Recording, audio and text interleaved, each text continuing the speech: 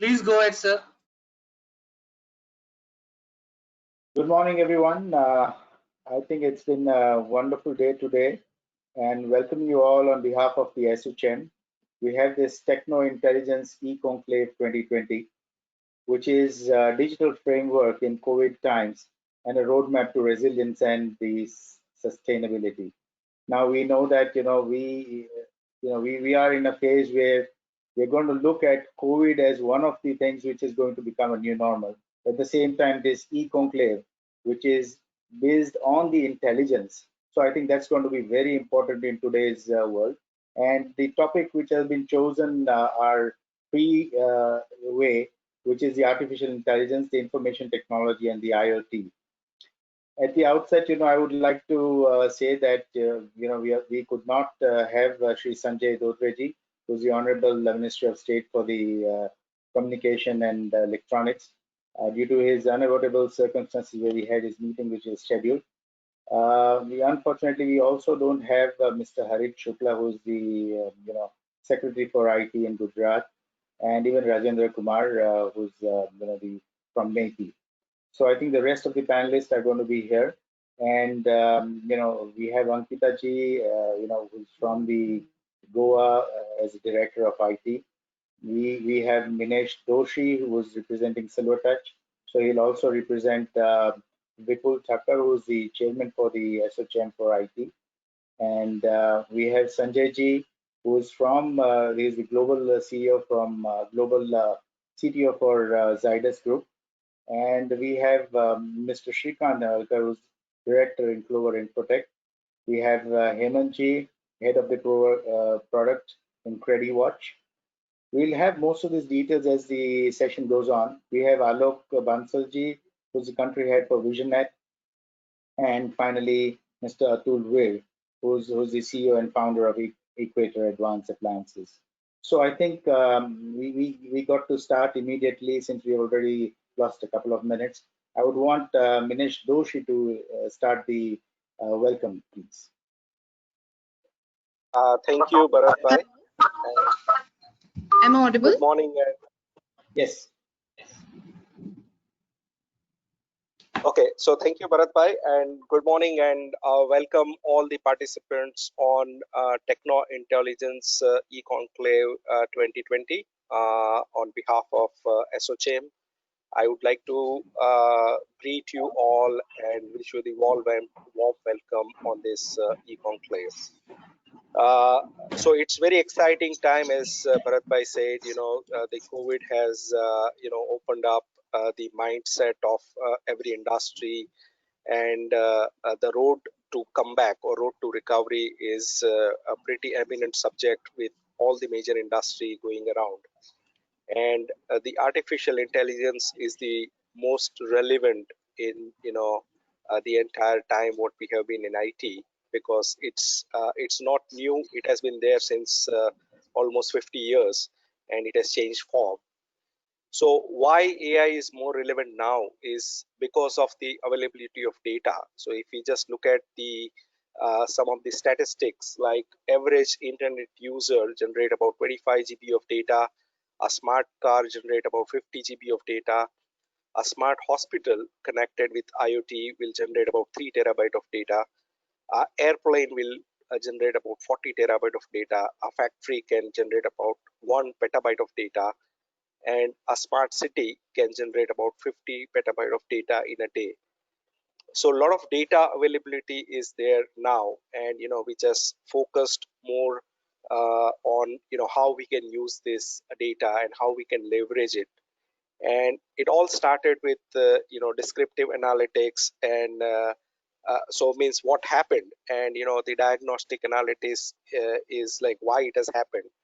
But this is not enough for us, and because we have a lot of data now, we have now predictive analytics, prescriptive analytics, and cognitive analytics. So which is mainly giving foresight to the data, forecast from the data, and it can act and adapt the data way it is presented. So it's very exciting, and it is touching all the industries, right from consumer to healthcare to finance to retail to government to energy to transport to industries and various other industry.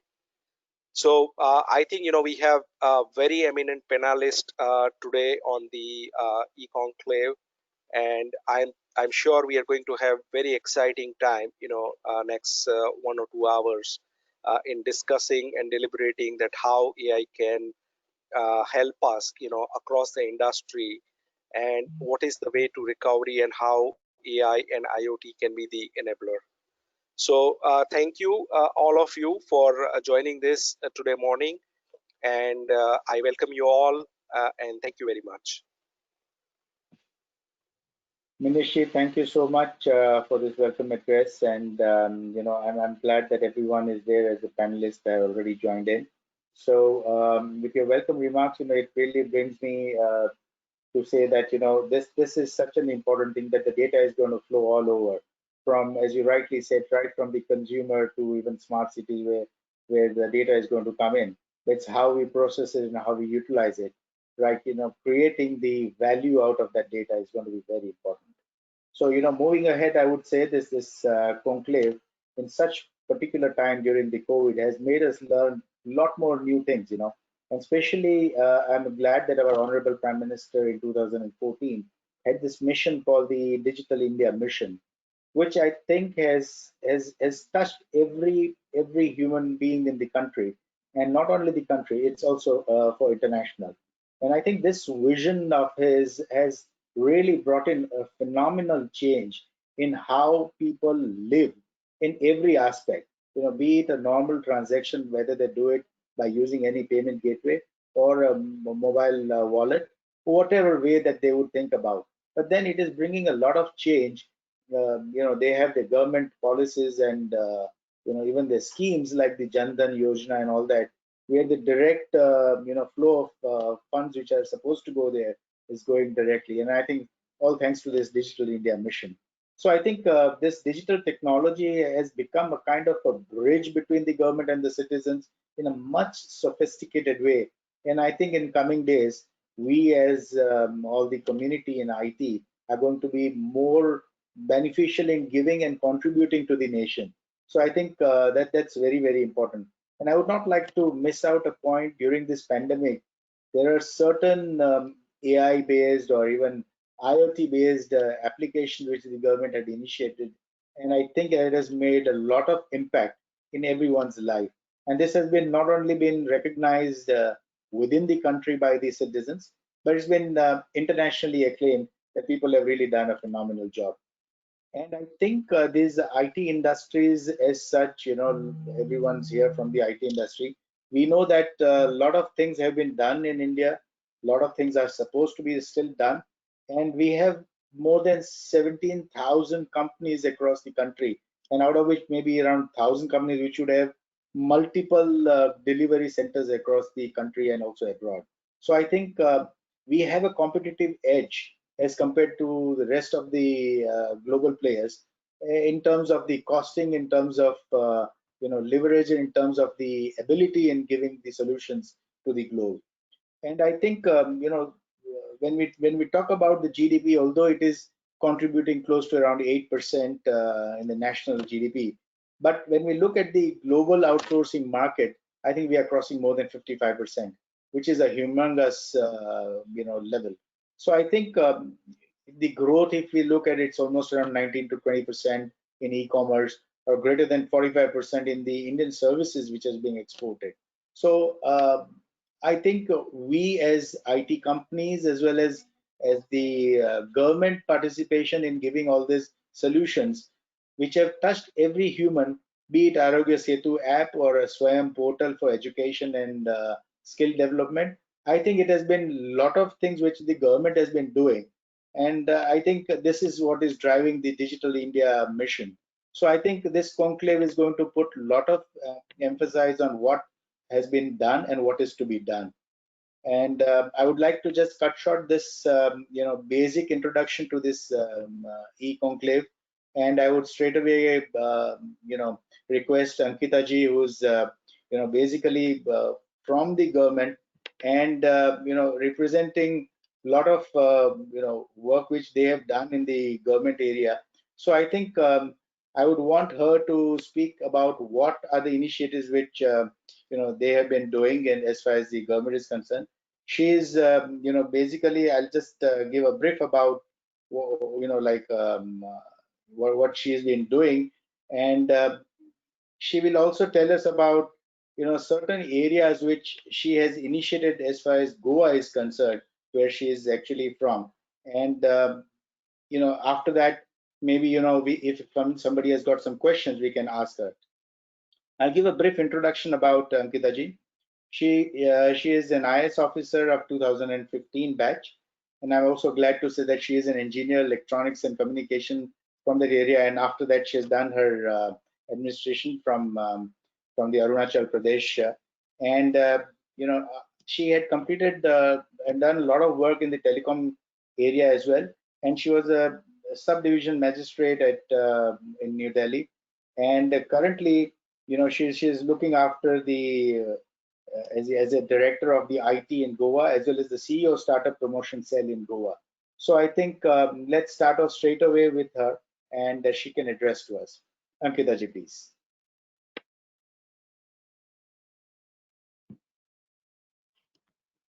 Thank you so much, Mr. Bharat, for the brief introduction. A very good morning to all the esteemed panelists and all the people who have joined. Thank you so much, ASSOCHAM, for providing me this opportunity. Again, so as you rightly introduced, I'm Director IT and CEO Startup Promotion Cell for Goa. IT department, we have our IT policy wherein we offer an 18 set of schemes for the IT companies. We do have a startup policy 2017 which offers a certain set of schemes, be it salary reimbursement, seed capital. We have done in past 1 year of my tenure here, we have tried to boost the startup and the IT ecosystem in whatever possible manner. Just to brief you all about what all work is being done in Goa currently. So we have our Goa broadband network. It came in 2009. It is like the NOFN which Government of India offers and which has now been BharatNet. So in 2009, way back in 2009, we had our optical fiber laid down. Thereafter, now also we are looking forward to BharatNet funding for having an optical fiber further deeper into the villages, the 191 village panchayats which we have. We do have a tier 2 state data center, and again that is being monitored by Department of IT. We are exploring opportunities, looking forward to moving to cloud, and we have our DR site being worked out in NIC Bhubaneswar. So that is one thing which we are doing. Two recent initiatives which we took were, so we have a common service centers which offer various services in the various villages. In Goa, we just had 6 of them which were run by the Goa government. So we signed an MOU recently in May, and now with the CSC SPV, after signing of the MOU, we have 71 of CSCs, which were initially 6. So we moved on to 71, and we are looking forward to expanding into each and every village panchayat.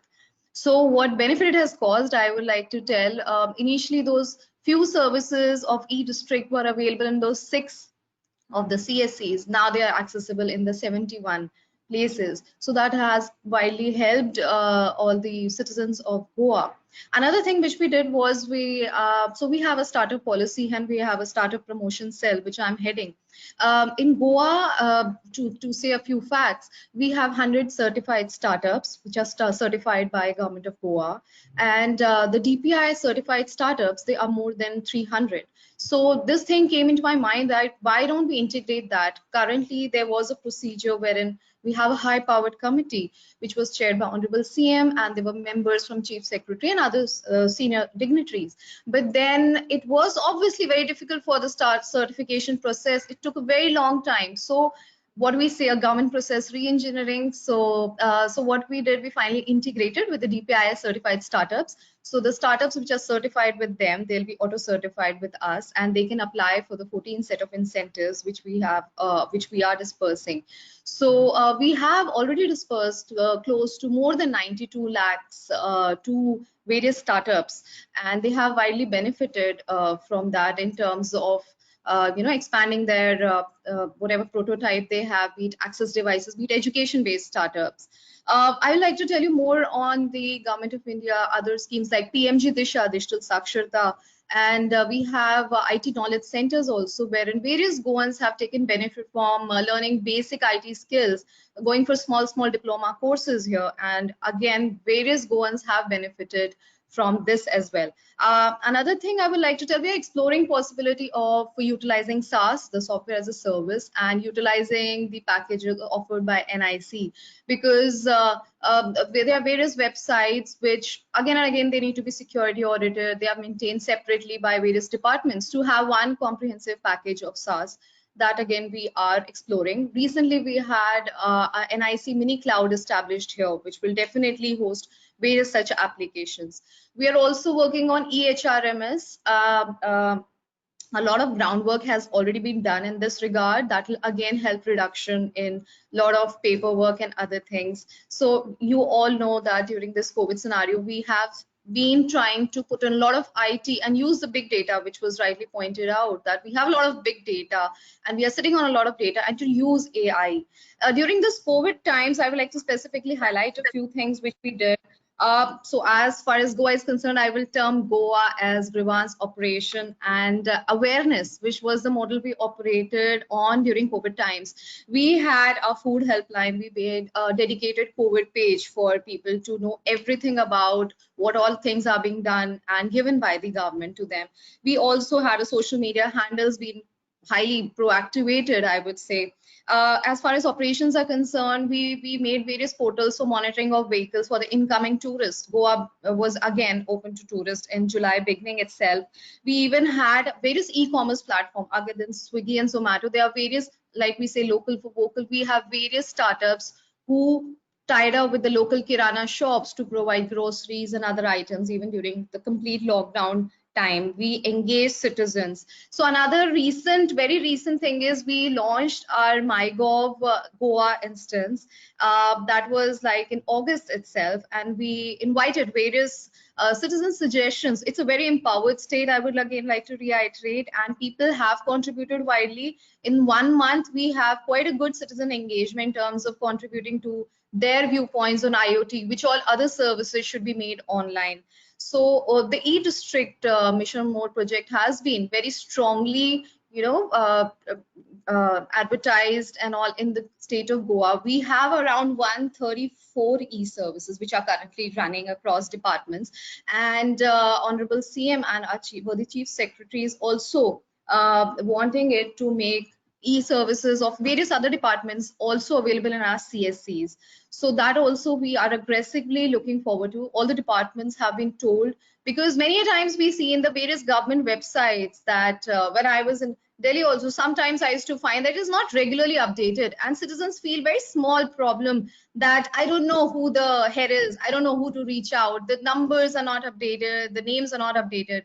So this is one thing, I guess, the citizen wants to have a very clean experience to reach out to government. At least they would know which office. They don't want to run around. It's a very small state, and I feel even therein, if we can make such small things, it will greatly help. We regularly try to take feedback. Moreover, like we have Umang, we have Digilocker that has also been integrated with our Goa online portal. So what we're trying to do is every time citizen need to apply for a service, they upload a document, then again they upload a document for other services. So that's what we would like to integrate with. We are working on integration, complete integration with Digilocker.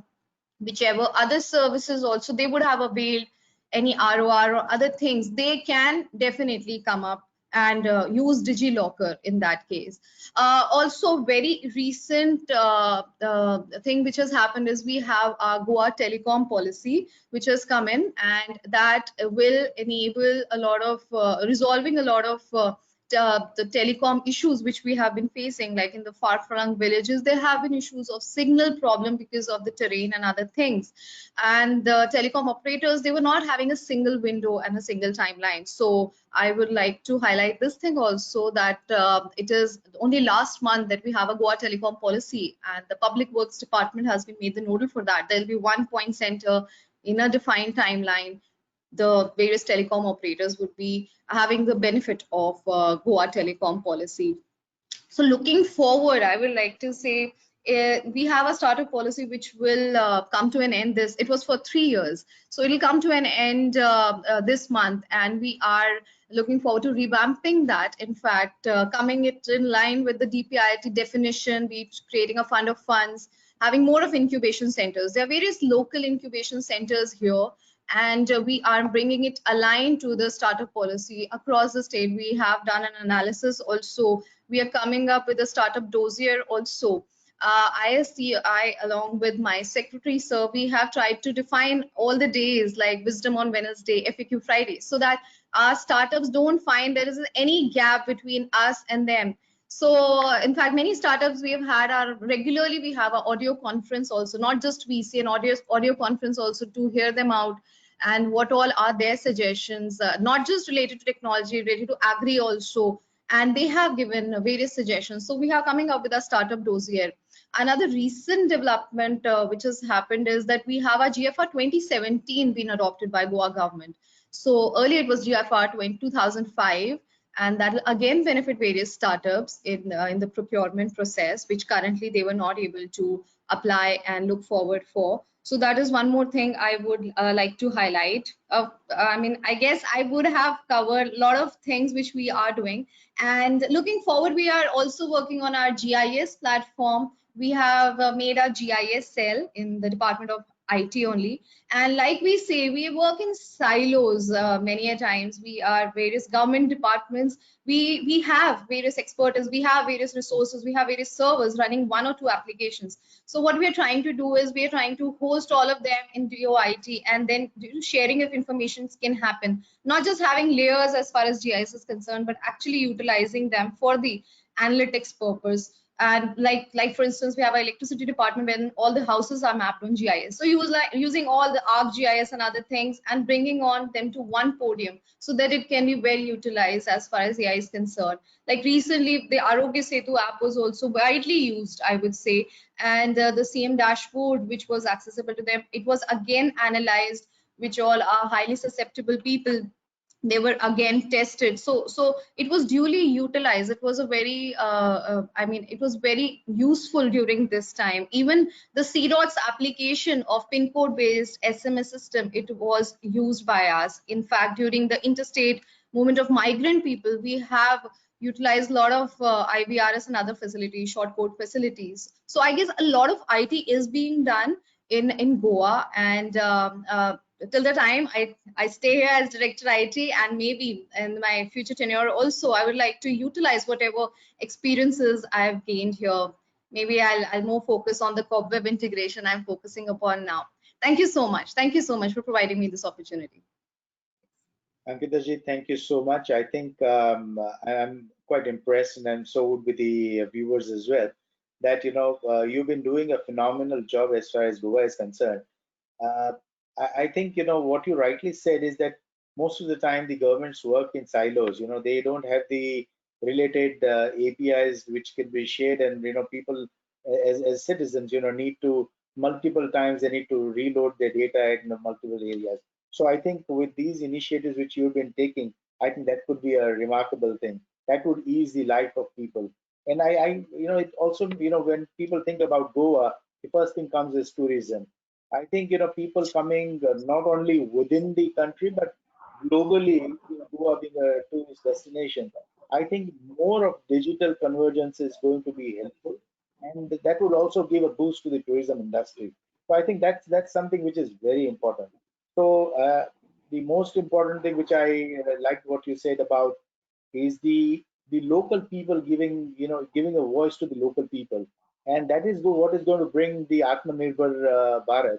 And I think that's very true, because I remember working with the Goa government earlier, and that bonding is so strong for the localites. I think that is where we need to give push and advantage to them, so that the others don't take that advantage. So I think thank you so much once again, and we'll take question and answers at a later point. If you're available, we would really appreciate that. Moving forward, thank you so much. Thank you so much. My pleasure. And like we talked about a lot of startups and all that, which is eventually getting transformed into industries. So I think industry needs a major boost. So we have today with us, from the industry perspective, I would invite Mr. Alokji, who's from VisionNet. So I'll give you a brief introduction about Alokji, because I think industry perspective is very, very important for us to understand how that's going to boost the overall economy of the country. Alokji is a, he is a renowned name as far as technology is concerned. He's a rich experience of almost 21 years. And currently, he's been looking after VisionNet as the whole operations in India. And the global operations are also led with the technologies that they have in BPM verticals. He has made his early fortune in the high performance management leader in several global companies and played an influential role in the leading large scale technological organizations like Altisource and Excel Dynamics. So I think over to Alokji. I think we should not waste time. Let's hear from you straight away. Thank you, Bharatji, for the great introduction. It is my privilege to be part of this session amongst distinguished industry participants and the bureaucrats. And I'm happy to share my views on how digitization is impacting our daily lives. So for the purpose of today's discussion, I will particularly be focusing on two important pillars of our economy, namely manufacturing and healthcare. So good morning, everyone. I'm Alok Bansal. I'm the MD and CEO of VisionNet India and the BFSI business globally. Just to give you a very quick brief about VisionNet. VisionNet is a niche technology solutions provider offering digital solutions to the BFSI, retail, manufacturing, and healthcare sectors. We are an MNC having presence in over 14 countries with over 5,000 employees worldwide. So talking about digitization, let me just talk about how the world has changed in last 100 years and how it would be in next 10 years. So 100 years back, the world was a very different place. If we talked about mobile phones, personal computers, and many things that are shaping the people's lives today were elements of science fiction. The industrial and technological innovations in the last 100 years have transformed the quality of life quite dramatically. And in most part of the world, the life expectancy has more than doubled. The infant mortality rate has come down to 1/10. Now the digital revolution with artificial intelligence and Internet of Things has changed the pace of this growth quite radically. What human race has achieved in the last 100 years will now be achieved in the next 10 years.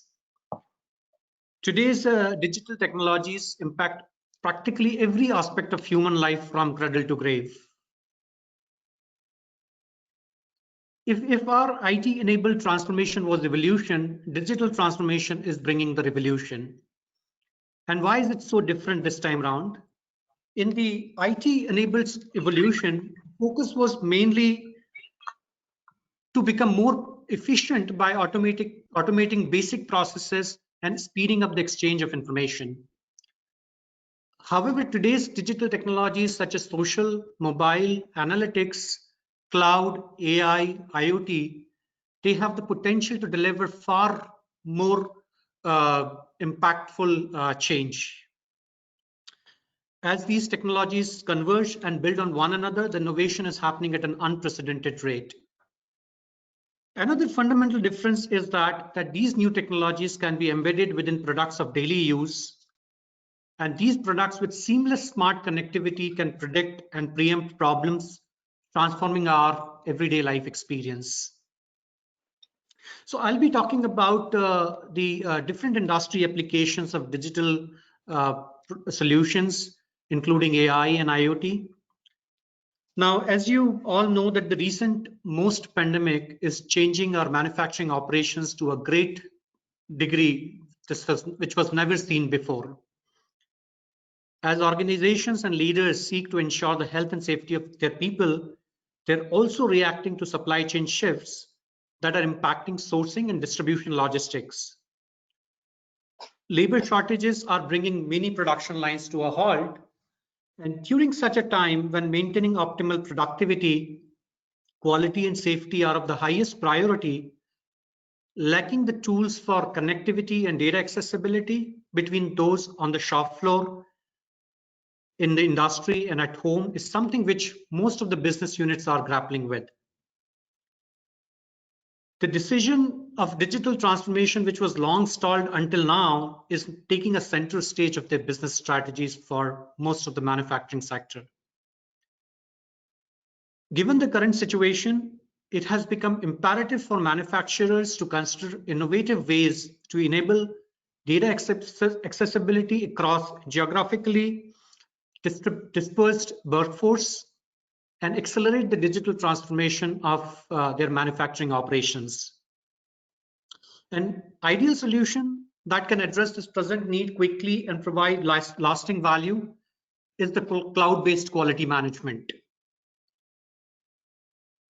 Importantly, centralized data collected in a single and secure repository makes timely quality information available to everyone, anywhere and from any device, which could be available to off-site quality managers, plant managers, and executives.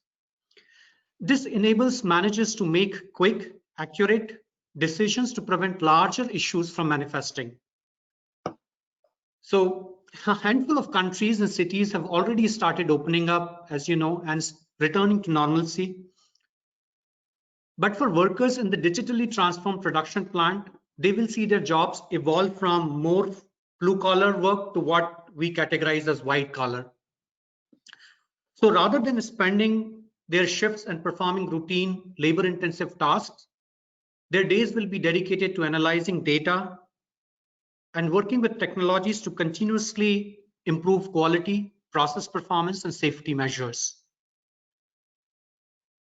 This is a trend that was already picking up before the crisis. However, in a post-COVID-19 world, that pace will quicken with a much greater sense of urgency.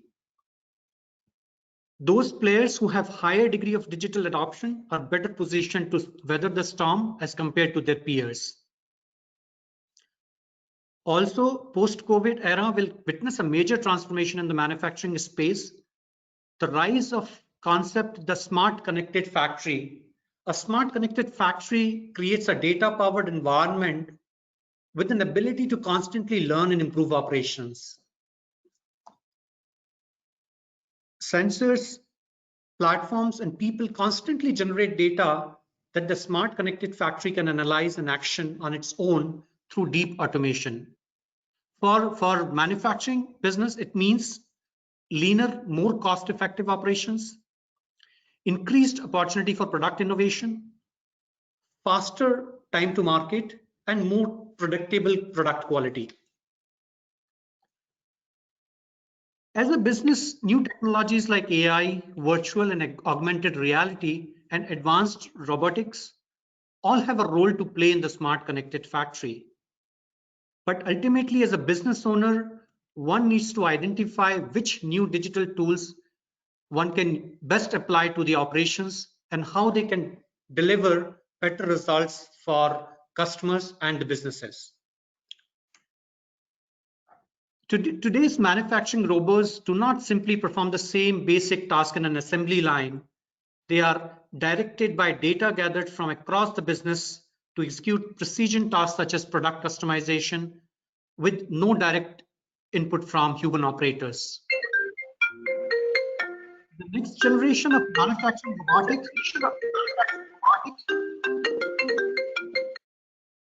the next generation of manufacturing robotics are designed to turn data into automated physical outputs. The more information you can feed them, the more they will be able to do without manual intervention. Similarly, the IoT enables manufacturing to capture data from just about any process and to move part in the modern factory. And this has helped shed lights on areas of operations that were previously difficult to track. For instance, manufacturers can now gain new insights into failure characteristics, start detecting and protecting against these failures proactively. Augmented and virtual reality is not yet in widespread use in factories, but both these technologies open up exciting new opportunities for designers and manufacturers to interact with products, equipments, and each other. By visualizing complex processes or products using AR and VR, you can view and explore things before you have even created them. Just to give you an instance, Ford, being an early adopter of VR, utilizes this technology to simulate assembly processes long before a physical production begins. And by training staff in these processes using virtual reality, the company reduced injuries by 70%. With remote working becoming a new norm, the quality managers and business leaders can connect virtually to consider the following questions. What do we need to know to improve our production processes? How can we better understand the variables that affect the quality and performance of our processes? What data do we need to guide our understanding, and what solutions exist that could help? So by thinking through these questions, organizations can set the wheels in motion for cloud-based quality management and digital transformation, preparing their plants for when operations can resume in near future. Similarly, one such sector which has impacted our regular routine is healthcare. In the wake of the outbreak, most hospitals shut down their outpatients department, and patients suffering from chronic illnesses were advised not to visit any medical facility or for routine checkups or follow-up visits. The new normal will be greatly different from how we have been managing things so far. Albert Einstein once said, amid every crisis lies great opportunities, and clearly the global pandemic is accelerating digital innovation at an unprecedented pace to improve the health outcomes. Real-time face-to-face encounters between doctors, patients through video visits have increasingly become the norm among those with smartphones and video-enabled devices. Low contact and contactless experiences throughout the care journey have become the mantra for in-person care in the COVID-19 era. According to Ernst & Young Life Science Report Asia, 93% of the pharma companies in India were just beginning their journey in digitization. And COVID-19 has acted as a catalyst that has driven every company to identify ways to innovate and engage digitally actively. In-person care experiences have augmented, replaced our telehealth models such as telestroke, teleradiology, telepsychiatry. A new generation of digital health startups have developed intuitive smartphone apps to deliver these services. And remote monitoring for chronic care populations is set to increase as COVID-19 limits access to care for some of the most high-risk populations with multiple comorbidities. So, as you know, mobile technology is extremely helpful in emergencies, especially in the rural areas. And virtual consultations via mobile provide a better way for people who live in rural areas to get quick assessment and information about the treatment.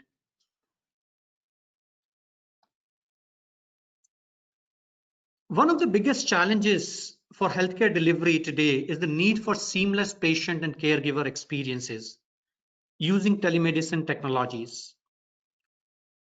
To achieve this, the hospitals must go beyond simply optimizing their use of native features in electronic health record and look at other best-in-class tools and platforms to improve the overall healthcare experience and outcomes.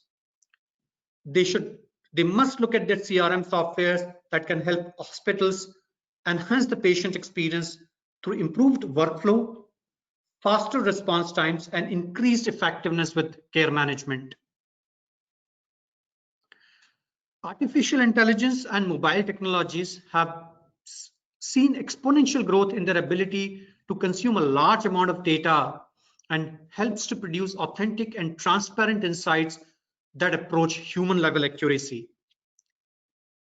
We have also seen the importance of artificial intelligence and mobile technology that has been deployed in different ways to lessen the impact of COVID-19 globally.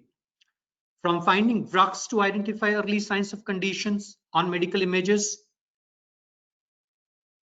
In the future, AI could also be used to help with patients' decision making too, by helping to develop more accurate models of risk. For healthcare, investing in developing and executing enterprise digital roadmaps may seem overwhelming in the face of heightened financial pressures and a rapidly transforming care delivery model. Consumers want more from healthcare today, whether it is pandemic or no pandemic. Healthcare is already behind other sectors such as retailing, e-commerce, and banking when it comes to delivering satisfactory experiences for healthcare consumers online or offline. So the healthcare enterprises must not only survive the current COVID-19 crisis, but also must invest in building digital and robust telemedicine capabilities to remain competitive in future. As customers and employees, we have rapidly become accustomed to using digital services in nearly every facet of our lives. Now with restrictions easing in some parts of the world and in India, attention is shifting to the next phase of recovery. Organizations should seek to ensure they are in the best possible position to succeed in this new reality, and they should build in digital resiliency should we face a second wave or a new and different global threat down the line. Unfortunately, many organizations that were delaying digital transformation efforts have been caught off guard, finding themselves unable to deliver a positive digital experience. COVID-19 is an enforced change for society to adapt to digital and contactless mechanism for business transactions between individuals, companies, government, trade, remittances across borders, whether it is B2B, B2C, B2G, etc. The companies which are adapting to this methodology are more likely to succeed in the new digital paradigm post-COVID-19. So for many businesses, digital transformation efforts have until now been approached piecemeal or in fragmented and uncoordinated manner, with different functions failing to work together to build a cohesive plan for the whole organization. This lack of coordination results in redundant expenditures, data fragmentation, and leaves the anticipated value of digital investments under-realized. It takes time, energy, and vision to look at ecosystems across the enterprise, but it is that broader perspective that offers large and lasting improvements. Alokji, I think we'll have to shorten, please. Yeah, the businesses, I'll just be ending my views. The businesses adopting an end-to-end connected enterprise mindset that centers around customer value proposition will be the ones that outperform and thrive as we head towards the new reality. Thank you, gentlemen. Thank you, everyone. Alokji, thank you very much. I think you have touched upon the points primarily of the manufacturing and healthcare, and very importantly said, and even Manishka in his starting remarks, he mentioned about how the data is going to overflow the entire globe, right from the data coming from the IoT and various other places, even from the healthcare as well as from the industry. Now it's going to be even the AI and the augmented reality and the artificial intelligence, which is going to help even in terms of training and other purposes, even for in the future. I think when you talked about healthcare, we have a very important person with us, Sanjay ji, and he heads the global CTO of Zydus. So I think, and since he has to also leave, so Sanjay ji, I think giving a very short brief about you, I think straight away we would want to hear about what is your vision about the healthcare and this IT.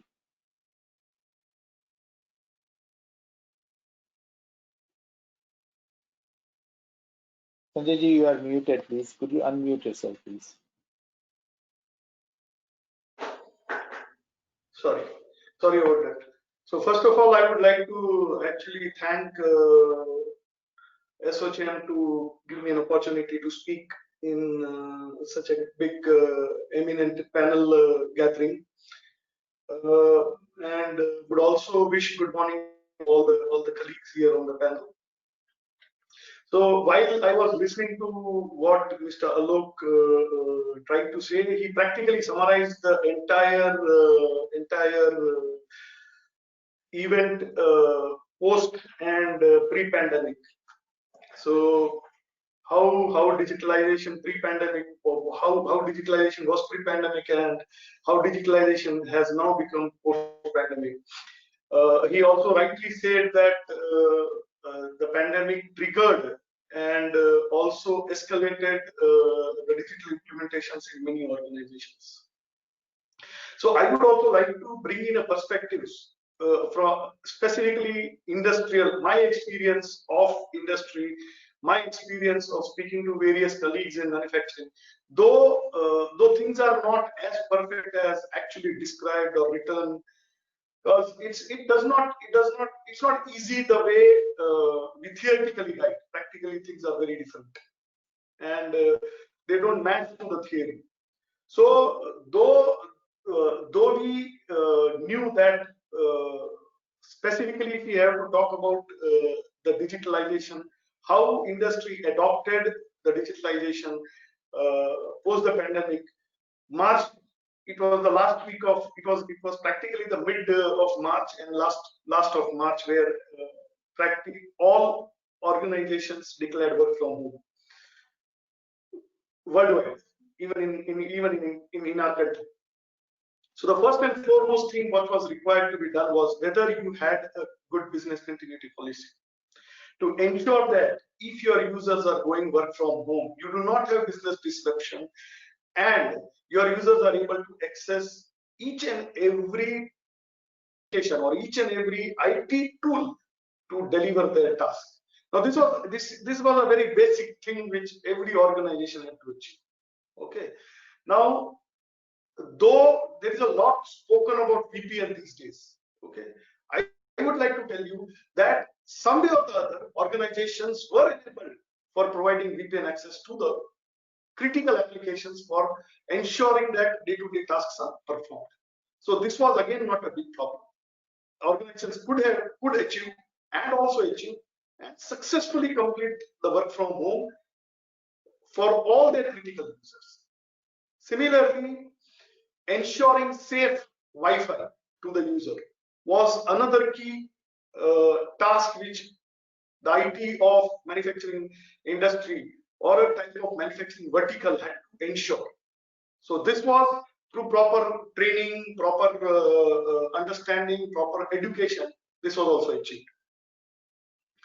Now, one most important thing which was required to do, where actually artificial intelligence came into picture. Traditionally, the industry was known, or the industry had a working of had a tradition of responding on gut. There were people using analytics, but like the predictive, prescriptive, or cognitive, what Minesh Bhai said at the starting. So we have still to reach there, though analytics was used. So where did this situation bring in analytics was? Basically, the industry had to respond back with an optimized cost of spend. That was the biggest trigger of ensuring that analytics, AI enabled tools were used in areas of manufacturing, areas of logistics, areas of supply chain, to ensure that because of the pandemic, the input cost was increasing. To ensure that how they reduce the small expenses, to ensure that the input cost, though it is increasing, is optimized. That was the biggest challenge which the manufacturing industry across the country had. I spoke to many of my colleagues in the industry, and all of them were saying that yes, manufacturing is happening, sale is happening, logistics is not a problem, we are able to get the material also, but the biggest problem is collection. So while there was no collection, input cost was increasing. The manufacturing industry had to ensure that how they optimize their input cost.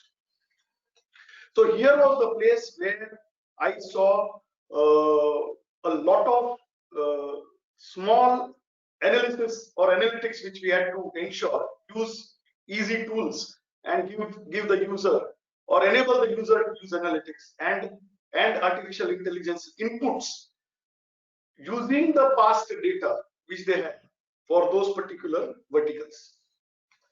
Now, with reference to the other things which actually the industry had to quickly adopt and quickly respond was information security. I would specifically speak of the healthcare industry because the healthcare industry was in the limelight. The maximum attacks, the maximum threats were happening to the healthcare industry. We also observed that through various posts, through various logs, and through various activities which were happening on either the perimeter or internal. So this was another thing which the industry had to quickly do and respond back and be themselves prepared so that that is not an additional threat which could disrupt their entire activity. Now, with these things, the other thing which the industry had to quickly do is to ensure employee health safety. So practically every manufacturing industry which was working under the essential service had to ensure that they had a good employee health safety reporting tool. So before the employee or before the person comes to the plant or before to the manufacturing plant, he has to report his health, whether he's safe, whether he's good to come to the office. And this was also a statutory requirement. So I know practically in 3 or 4 days, people had deployed this application, employee health safety reporting application, both mobile responsive as well as a web application. So this was one critical thing which the industry across has done. Also, they came up with quick tools to ensure that continuously they were able to report good social distancing within the shop floors. No social distance. This social distancing was never an issue because otherwise, if within the plant if something happens or within the manufacturing area if something happens, then it is a big issue. So that also the industry had to actually adopt and ensure that applications and those tools were in place. So that is what I also liked. What one Mr. Alok said was that 93% of pharma industries in this pandemic ensured that they escalated or they speed up their digitalization implementations, and this is practically true. Not only the healthcare industry, practically all the industries would have actually ensured, because it was the key thing was availability of manpower, and that was the biggest question, where repetitive processes were to be done. And here in India, we know that repetitive processes are generally done using huge manpower. And how are you going to address that? So that required tools and digitalization. So Bharat bhai, thank you again. This is brief which I wanted to share with you from the industry perspective. I hope I have made justice to it. No, Sanjay ji, it was wonderful, and I'm so happy to say that, during this pandemic, a lot of learning has been done by all of us, and specifically that you have implemented it in whatever ways that was needed for the industry to grow. And we are so much happy as well that this has also come up successfully much higher in terms of fighting and mitigating the COVID situation. So I think there were a lot of things which you talked about, and I feel that's very important. I would also like to touch upon this point which you talked about, the information security, which is of course going to be one of the major areas all across, specifically more so in the case of healthcare, because the National Health Mission, when it is coming up, which is going to use the backbone as a digital way, I think the data of an individual needs to be highly protected. At the same time, all that whether we talk about the digital APIs or the APIs in the pharma industries, all that have to be so rightly protected so that it doesn't get harmed in whatever way that is there. And you also mentioned about the reporting tools for the employees. Is that something very, very important? Because otherwise, it's just not a requirement at the company level, but it's also a mandate by the government, which was needed. So I think that has really helped overall, and of course, as you rightly said, the business continuity processes everybody would have placed. But then, how do we ensure that this really goes on as per the norms laid down, right from the WHO to the from the central government to the state government? So I think thank you so much, Sanjay ji. It was wonderful hearing from a place which is within Ahmedabad, where I am also there, and Zydus being one of the well-reputed pharma company across the globe. Thank you once again, Sanjay ji. We'll take up the question in case if you can join back again. I know that Yes, you sir. have to leave, Yes, so sir. it'll be. Thank you. So I think we would next go to the next speaker. We have Hemanji with us, who heads the product group at CrediWatch, and it's very, very important, that today when we talk about every industry, finance is one of the major sectors, which is going to be touching every industry. So like CrediWatch is by itself, the word itself is coined in such a nice way.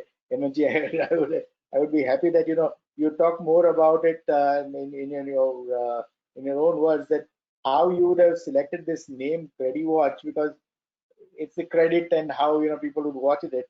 So Hemanji is in a business and technology leader working towards solving the problems of emerging challenges for consumer enterprises and communities. He has 14 plus years of experience spanning across the enterprise ecosystems, technology, products, startups, and entrepreneurship. So Hemanji currently handles the products, product at the CrediWatch, information analytics. His prior roles, he was a co-founder at Strata Retail and Technology Services, where he headed the business strategy and technology product team. So, Hemanji, straight away to you, and we would like to hear from you, please. Yeah, thank you so much, Bharatji. I hope you can hear me loud and clear. Yes. Yes. Yes. Yes. So essentially, first of all, I would like to thank ASSOCHAM for organizing this event itself, and also for all the fellow panelists who've sort of been here this morning with us, sharing their thoughts and opinions as well, right? And just want to thank the panel itself for coming together to enable this, right? So, Bharatji, like you pointed out, CrediWatch is an interesting name in itself, and the kind of solutions and offerings that we have. So it's a play on the ability to look at credit as well as credibility, right? So our endeavor essentially is to look at enabling digital trust, and we have platforms and solutions that kind of help in assimilating this digital trust and building this digital trust in the ecosystem, right? And we offer a suite of products that cover various different aspects of both the credit as well as the trade life cycles. And we are the first AI-enabled plug-and-play fintech lending stack, right? We offer a comprehensive set of solutions to the banking and financial sector. And we use a lot of AI, ML, explainable AI, open APIs as the backbone to essentially foster this digital ecosystem, right? And we work with some of the leading banks and financial institutions itself to kind of enable the use of this technology and to sort of democratize access to a lot of technology, right? And just to sort of quote, there are decades when nothing happens, and then there are weeks or months where decades happen, right? And the current situation that we are in terms of the pandemic is one such example, right? Essentially, there is increasing need to sort of readapt 2020 has kind of already been eclipsed by the pandemic, and we're even talking of pre-COVID and post-COVID as eras, right? And this phase essentially is where a lot of the transformation itself will be seen in reality, in action, right? When it comes to banking and financial sector itself specifically, but we've seen this across various different sectors already, right? We've seen disruptions in the way people work, how they collaborate remotely, and how everybody has been embracing technology, right? Even people who have retired are now sort of very conversant with using Zoom to be able to collaborate and meet up with their friends and colleagues, right? At the same time, we've also seen rapid changes that have been happening in the education, learning, entertainment, healthcare, of course, e-commerce as well, right? And all of these have got sort of new meanings, and definitions are being rewritten on what some of these business models itself mean, right? And thanks to the adoption of technology, that's sort of been accelerated in the COVID situation, right? But we've seen such upheavals in the past as well, even from the Indian context. So like telecom and internet is one such sector that has sort of significantly seen a big change or a progress, right? From the times when we had to actually book for a landline connection and wait for months to get one, to now Geo sort of telling you that in a few minutes you have a connection and you have unlimited data and you've sort of got the world at your fingertips, right? Similarly, we've seen transformations happen in the capital market space within the country. Electronic stock exchanges coming up, stock depositories and payment systems coming up. They kind of helped bring in the transparency, right, and sort of make it an equitable play. And we're seeing the dividends of that today, right? And during the lockdown, especially, we've seen a massive surge in the number of people who are signing up to open demat accounts and sort of participate in the capital market space itself. Right. Another example of a technology-driven segment, again, is the e-commerce space, right? And we've seen how the choice of products, the competitiveness in pricing, in selection, the range of payment options, the speed of delivery, all while sitting in front of a 5-inch screen device, right? We've seen significant progress made in that segment as well, right? And often one has to pinch oneself just to make sure that this is reality, right? And we're not sort of living in a science fiction world. But all of this has essentially been driven by the progress and the rapid strides that the technology world itself has evolved, right? And one of the segments that is really primed to rewrite these rules, to rewrite the way business has traditionally been done, is the banking and financial services segment, right? And we've seen a bit of rewriting of the rules already, right? Especially from a retail consumer point of view, in how retail consumers sort of interact with the banking channels, whether it's access to most of the banking needs, which are now on the smartphone, the availability of even on social media and other channels where you could do banking transactions today. We've seen some of that change happen, right? And the endeavor to have the any bank, anywhere, anytime kind of mantra has been in the making for a while, right? But for a sector that's as core to the economy as the banking and financial services space itself, the need to have some of the right infrastructure pieces, right, to enable such tectonic shifts in the industry, that was paramount, right? And we've seen some of those infrastructure pieces fall in place over the last few years, right? Starting from the UIDAI and Aadhaar based infrastructure that not just addresses the identity needs, but also formed a pivot around which many policies and schemes itself were defined, right? Like the direct disbursement of funds, even the Jan Dhan Yojana. These are examples, right? And another big infrastructure piece itself that has sort of emerged, and the world is talking about it now, is the UPI, right? Which has been a major innovation in terms of how Indians today deal with payments, right?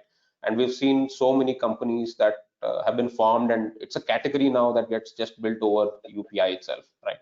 Digilocker is another initiative that kind of helps put this infrastructure pieces together, right? From a banking and financial perspective space, sort of the need to have a digitized ID card, right? Your proof of identity, proof of address, and the challenges that existed in the traditional processes, right? Including verification, validation of these ID cards. They were very cumbersome, and typically they were the areas that were prone to fraud as well, right?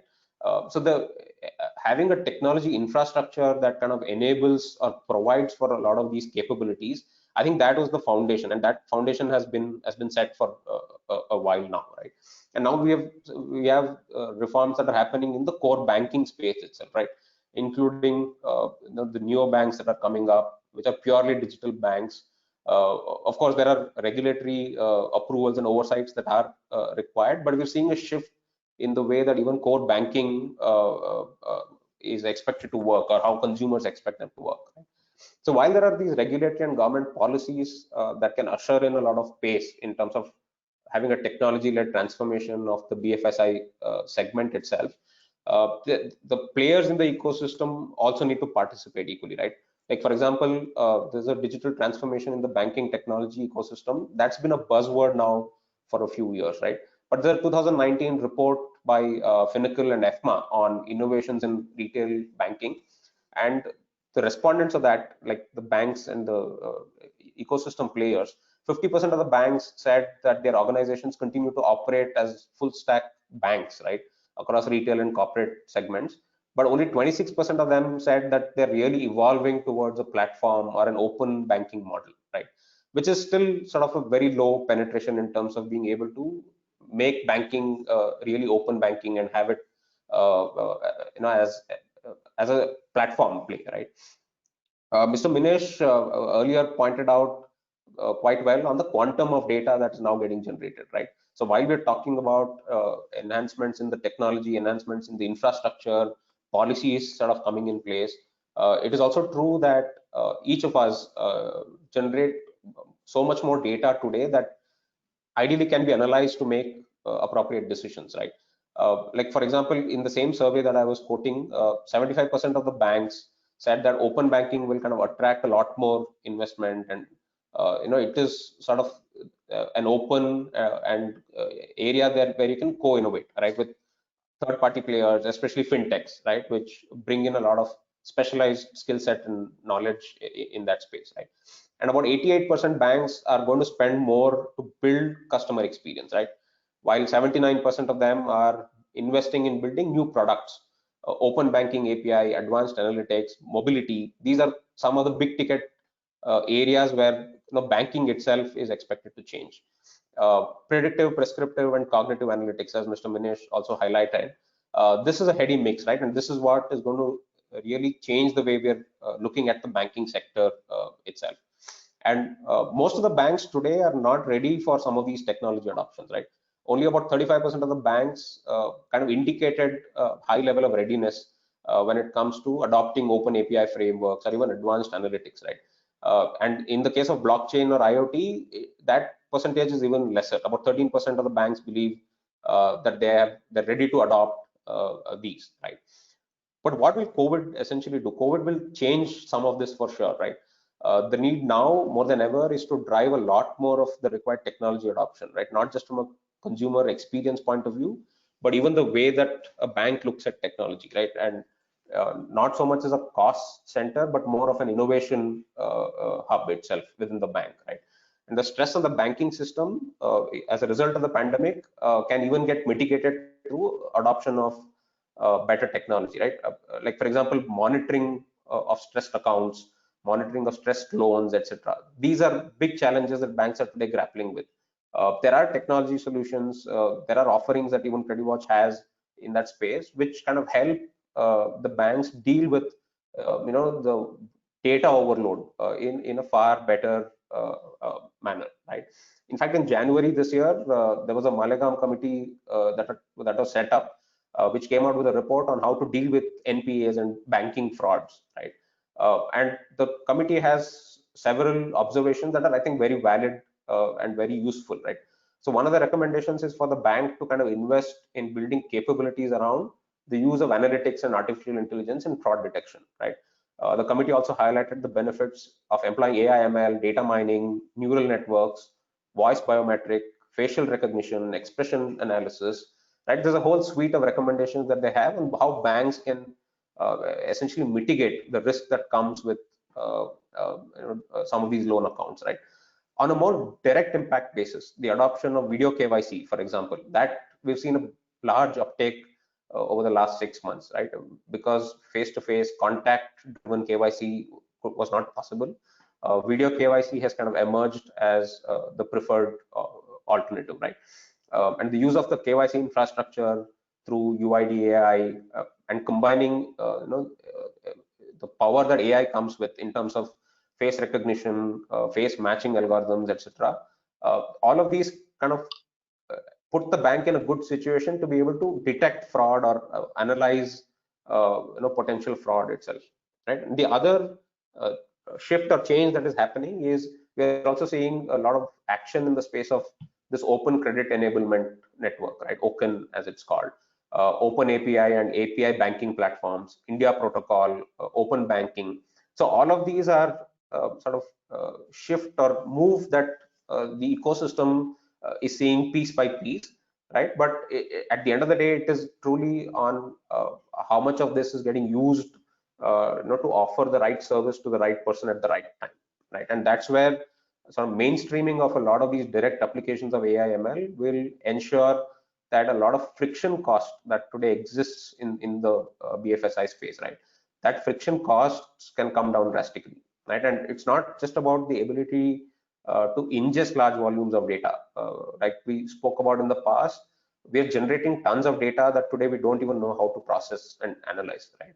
Whether it's data that's coming from the ERP systems, your point of sale systems, digital payments, your e-commerce platforms, alternative data around your utility, your mobile usage patterns, your bank's transaction analysis, for example, right? There is so much of data that we are generating, which is useful to kind of understand and put in context and perspective. But we don't today have tools that are commodity tools to be able to deal with such volumes of data, right? And that's where the cloud platforms and the ability to have some of these AI ML at least mainstreamed, that is, we're seeing a lot of action there, right? And of course, the availability of a rich fintech ecosystem where specialized players come with specialized capabilities and the skill sets only augur for the whole ecosystem as a whole, right? And now more than ever, there's a need to collaborate rather than compete, right? And that's the shift that we're also seeing. Ankita ji mentioned about software as a service model, right? The SaaS model. SaaS model is a very powerful model as it is, right? Because it sort of gives you access to technology, it gives you access to capabilities at a fraction of a cost when compared to the traditional licensing models, right? Where you would go and buy a licensed software and end up paying crores just to own the software, right? So SaaS again is another model that is shifting the way we're looking at some of these solutions, right?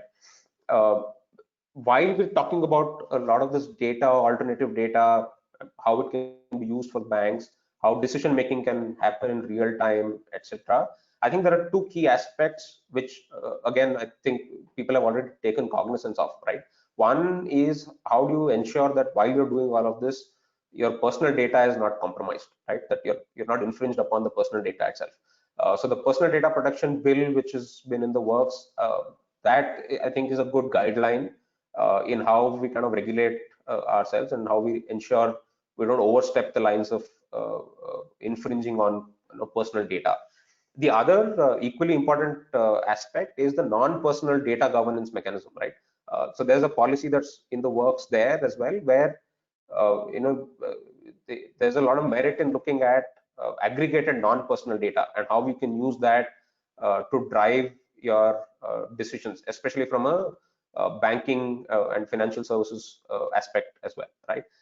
So overall, I think that the infrastructure pieces and the ecosystem itself is sort of primed and geared up.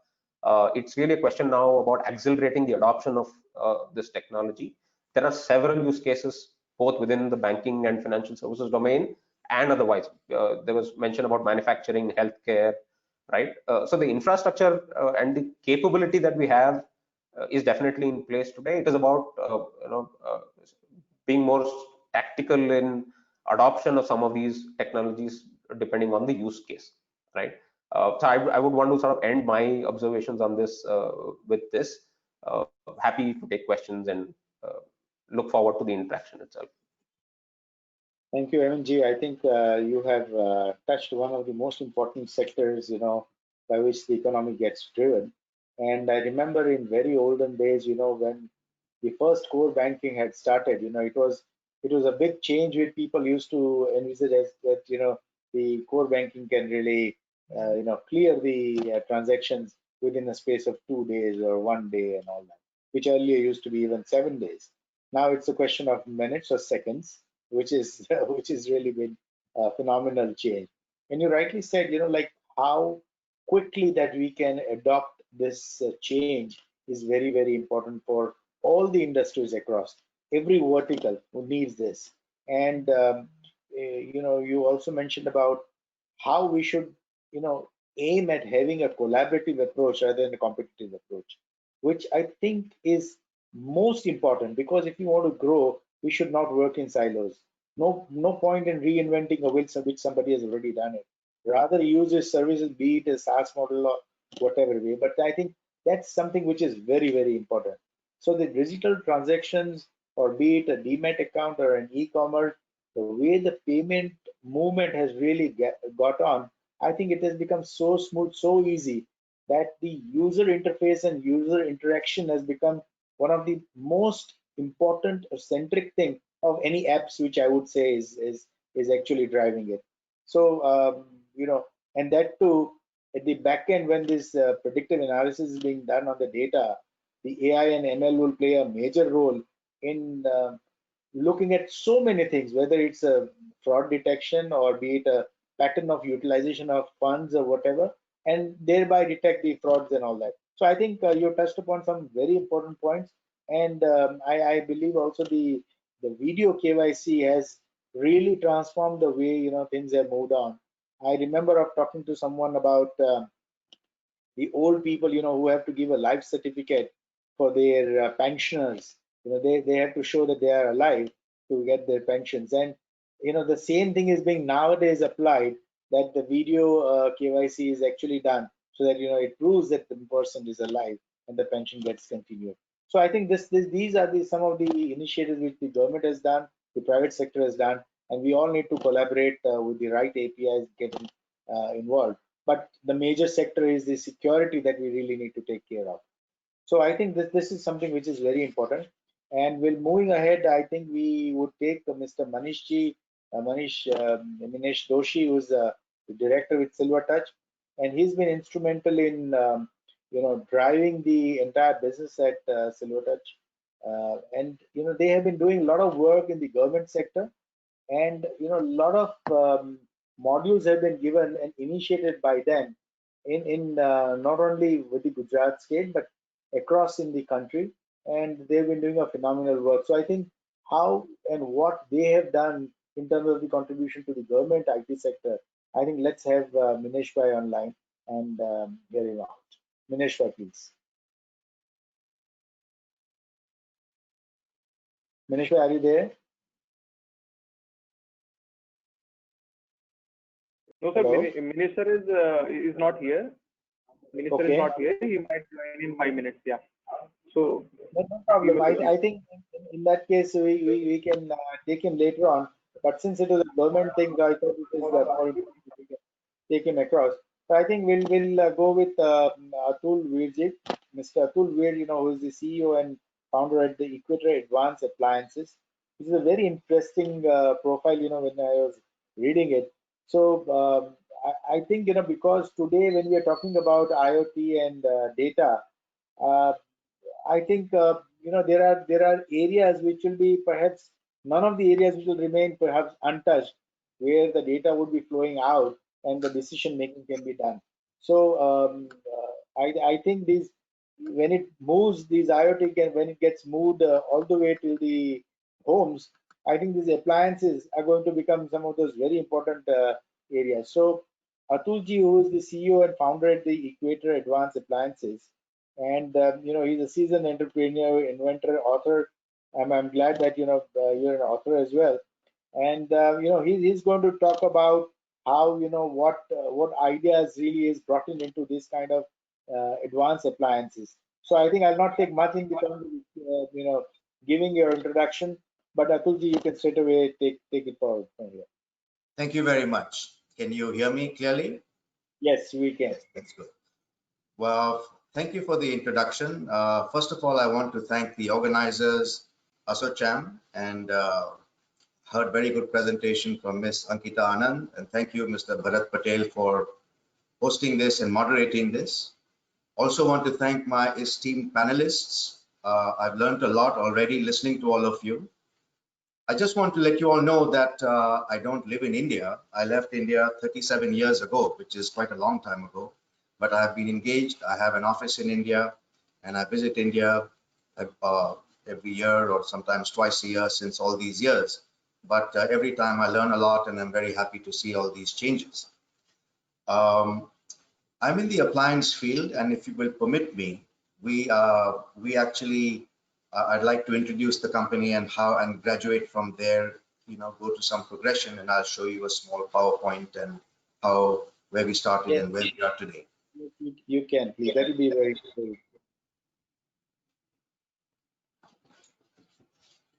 Yes, so can you see my screen? Yes, we can. So probably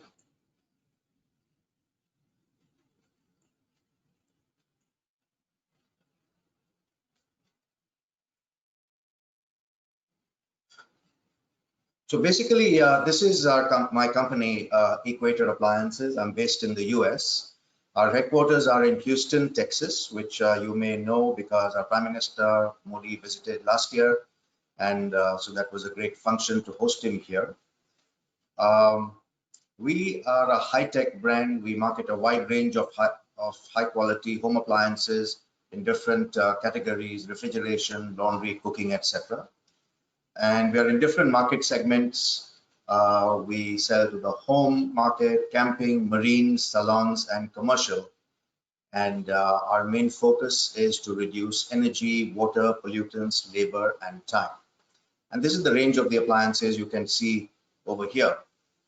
We have refrigeration, laundry, ice, we have cooking, we have ventilation, and so on.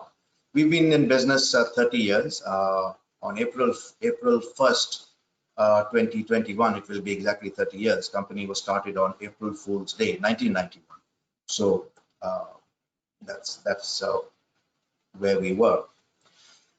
We decided when we started off that just to introduce the appliance technology for change. As a newcomer in the US, we decided we couldn't compete with the big companies, and we decided to focus on niche products that we could influence change. And we were a green company right from the beginning, borrowing from European technology and deciding to save water, energy, pollutants, and time and labor. So you can see over here, this is our core product, the picture on the left, which is an all-in-one combo washer dryer, which washes and does 100% dry in the same unit. We decided to focus on this product as a core product because washing machines in a household, they consume a lot of water and energy. They take a lot of time and they can save a lot of labor, which is what we are trying to do. And this is one way we could influence change in what we did. And so this is the latest model. This is the 10th edition of the machine in the last 30 years. And this is the most advanced machine probably in the world that you will see here. And this is what we are currently selling in the US. And I'll just go through some features. All of you probably use washing machines, but may not know all the features. But we focused on an eco cycle to save a lot of water. We have sensor dry, so it will dry for the right amount of time. It brings in water for the right amount, whether you throw in 1 towel or 6 towels, it will bring in right amount of water for that load, so there's no wastage of water. There's less pollutants because less water is equal to less detergent usage, and that equals to less waste. In addition, it achieves our goals of saving labor. Less physical work makes life easier for users, because that is the goal of every appliance, is to make life easier, whatever the appliance is, whether it's kitchen appliance or major appliances or whatever. And lastly, one of the main goals is to save time, so people can improve their quality of life, less time spent in household chores, and this creates opportunities for women. We have seen that 80% of household chores are being done by women. In the US, it is slightly less than that, but in India, it is about 80%. And women take a lot of time in doing the household chores, and 71% of women sleep less because of doing this, and that affects their health. And I think that is of great concern to all of us, because none of us want to see women in our family suffering because of this. So I think as a company, we try and make products that serve these goals. We have recently entered the Indian market, and we've come across with some core technologies that are allowing us to expand. And we already are in Mexico, Canada, entering Europe soon, and India is, we already also have Vietnam. And India we have recently entered in the last few months. So if you see the knob over here, we have a sanitized cycle, and we do this, and this is for COVID. This is one contribution for COVID that we have over here, and it heats the water to a particular temperature, and in order to kill all the germs. We have an allergy cycle, which is combined with the bed bug, which heats the water to a particular temperature and keeps it for a certain amount of time. That kills the dust mites and can also eliminate bed bugs that you may have. And these are safety features. We have come up with another one is the drum clean over here, which is on the top left, which is if you have people working in hospitals, for example, and who are coming back at home from a contaminated environment, well, the drum of the machine can be cleaned out, and so the next user can have a safe machine. And the last one is for convenience. This is not really for COVID, but just for Indian consumers. We have a sari cycle, so we have to really study what, how does one launder it, the different kinds of fabrics, so the color doesn't run, and so on. And we're also exploring the use of these technologies, for other countries as well, and we are planning to expand to Southeast Asia and Japan and so on, and see how we can vary the same technology for those markets. So this is where we are. From the top left, you'll see we're coming from the US to India, and so this is what this presentation specifically is about.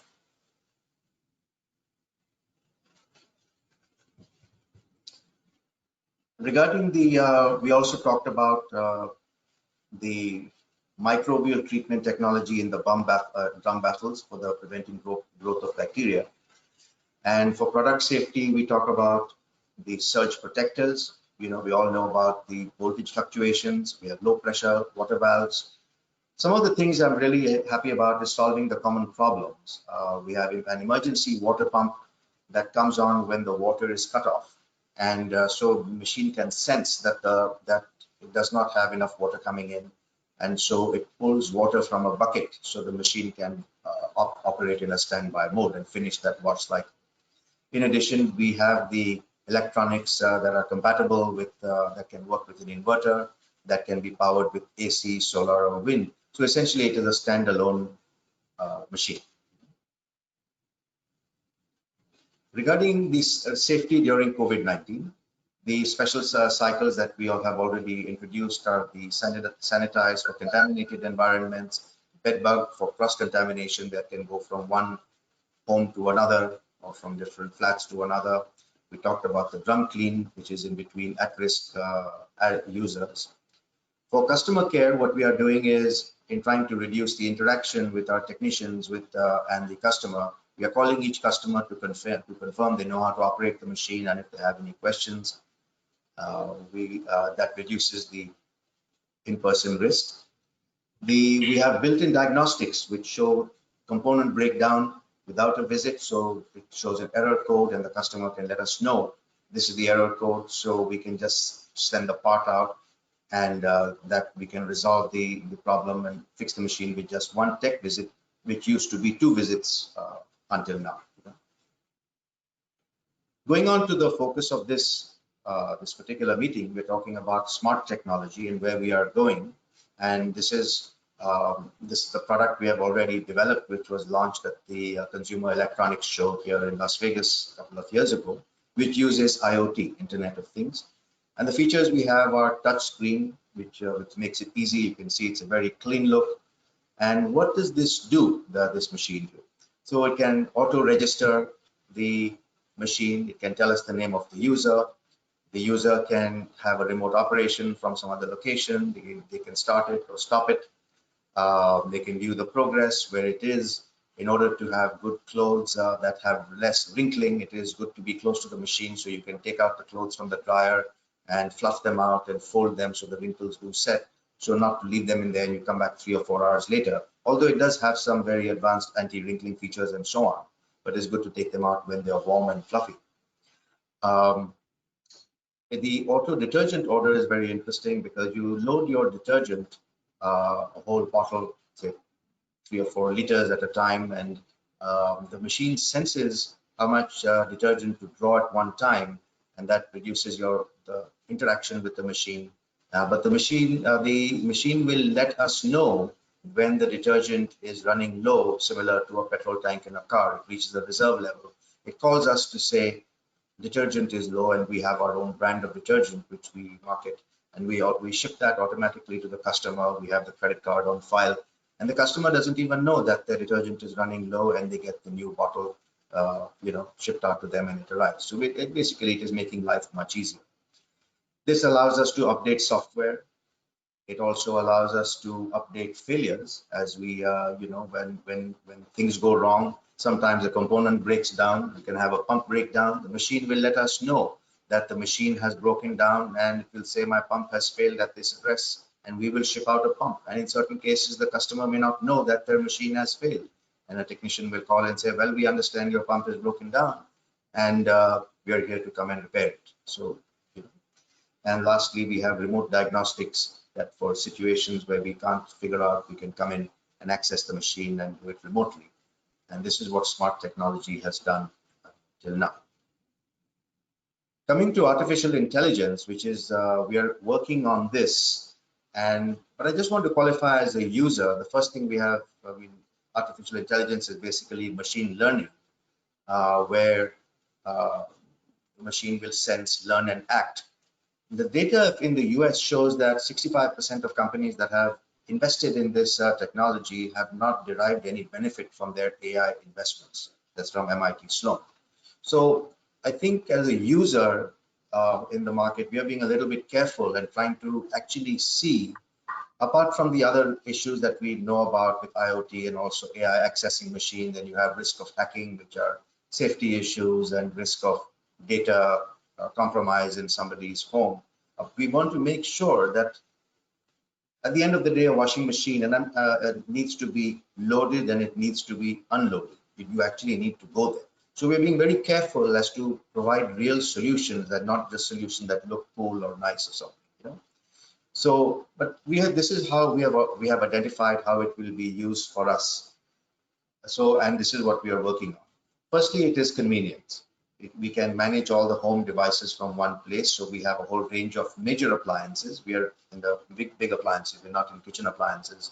And but still, from that same app, we can link it to the thermostat and lights, speakers, TV, security cameras, locks, air conditioning, window shades, and other appliances that we may or may not make. It gives us, and this is from one location, just from your phone. It gives you a flexibility to add new devices new devices and appliances that we have not yet been invented. So it allows us for that, because we know this is going to change, and the world is changing, and there will be things we cannot even imagine. Allows us to do remote operations. You forget to turn your electricity down or your lights off, and you can access this from elsewhere. One of the key benefits is to reduce water and energy consumption, where the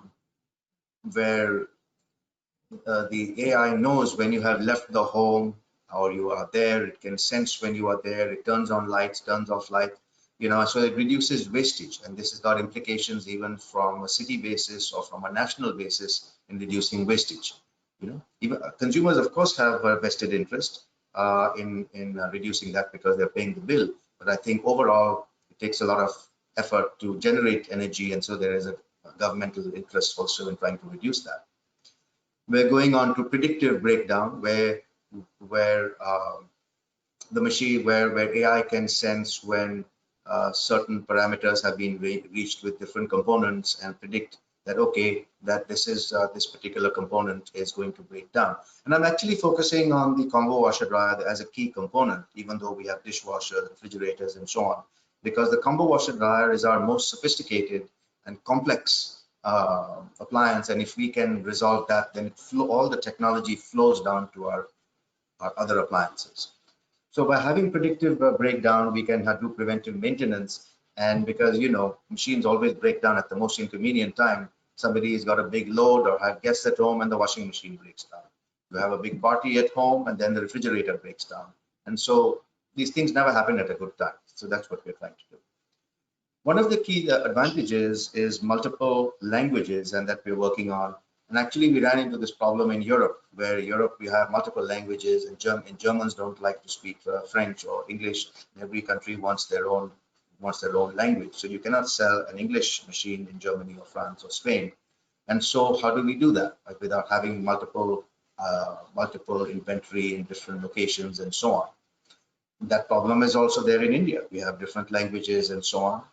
And many cases, the people who operate this machine, they don't know how to read. They don't know how to read owner's manuals. And so we're tying that whole concept of voice recognition and to say can the machine recognize somebody's voice and translate that into a particular language and operate the machine based on that. So that is something being worked on. We are a little bit away from it, but that is a goal that we can see a definite application, and we're moving towards that. And lastly, we are looking at the questions and the helpline that the machine can help, that it understands from different parameters a customer may be calling, or from a chat line, how to help the customer. Having said that, we also look for what are the benefits to the government to promote artificial intelligence. Another panelist mentioned, somebody mentioned about smart cities. We're talking about with interconnectivity and optimizing traffic, reducing pollution, energy saving, optimizing agriculture, crop spraying, and so on. And all these are connected to us, because if there is a savings in energy in appliances, which consume a lot of energy in a home, then that energy is available for doing other things as well, as opposed to generating, as opposed to building new dams or coal plants or nuclear plants or whatever.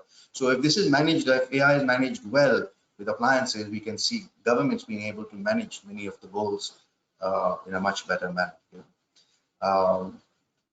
Lastly, the voice recognition we can see with multiple languages has got a lot of spillover effects. We believe the government can take advantage of local populations, say in a country like India, where we have so many languages in different states, and not everybody speaks the national language or in English. And to tap that talent, it is necessary to go and access that, and AI can certainly help that. And certainly in training for the military and so on, where they're drawing again from different parts of the country and very, very advanced weapon systems and so on. So that is what the benefit we are seeing, and we see that practical side we're starting in home appliances. So with that, I think that comes to the end of my presentation, and so thank you very much. And if anybody has questions, I can take it at the end of the session. Sure. Atulji, thank you so much. I think it was very interesting for people to understand that we should not look technology just as a technology, but application of the technology is even more important. And you really rightly shown, taking one of the examples of a washing machine which touches every life on this earth, and perhaps now more so when people have lesser time to devote and wash their clothes manually, is all going to be through the washing machine. And if there are smart people, they're going to be smart machines all across. So I think this is very nice, and I was quite impressed by the SARI program, which was a part of the knob, which was there, which targets the Indian market, and sanitization, which targets the COVID kind of situation, which is, I think, very, very important. And like as we all understand and we hear about, COVID is a situation which is not going to go away. We're going to live with it. And sanitization, I think, is something which is very, very important, and it's going to be required almost day in and day out. So I think based on the demography, you also mentioned a lot of things like the kind of programs that people would be using, kind of attire that we use. At the same time, you talked about the multilingual aspect, because that's something which is very, very important. That multilingual. I remember a case of Scandinavian furniture making company, IKEA perhaps, which has the manual, which does not have any language. It is just a symbols, and symbols remain common across all the languages. So I think that's something which people need to innovate and use. I think that is very, very important. So voice recognition, multilingual, remotely you can do a lot of things like operate, maintain, or even train the people, the users as a kind of thing. So that's something which is quite impressive. And artificial intelligence, which you rightly said, I think, as you rightly said, an individual definitely gets a benefit out of it, but the government also gets a huge benefit out of it, because this analysis that one would make of the consumption pattern, or even the smart grids, which are being operated for the distribution of power, needs all these analyses to be utilized for this kind of application.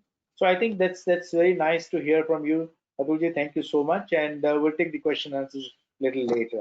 I have a couple of questions even for Hemantji, which I'll take it just after we finish. Okay.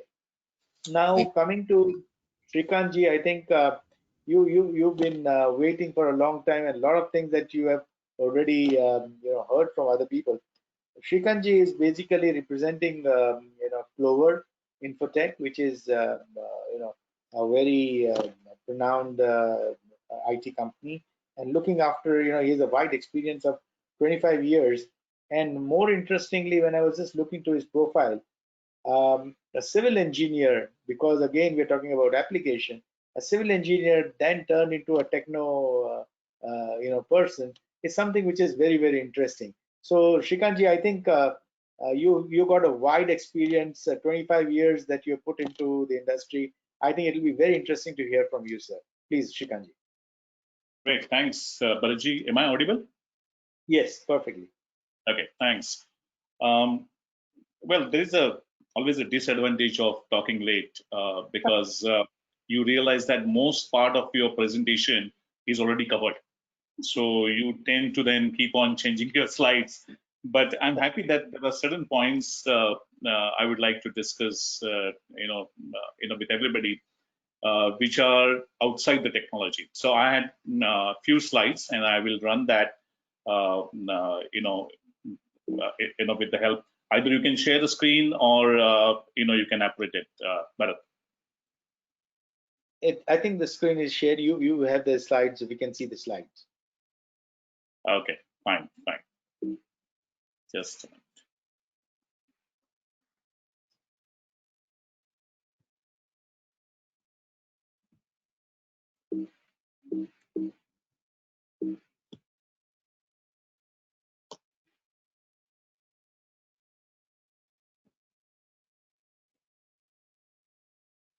The screen is already shared, I guess. If you are able to see visible.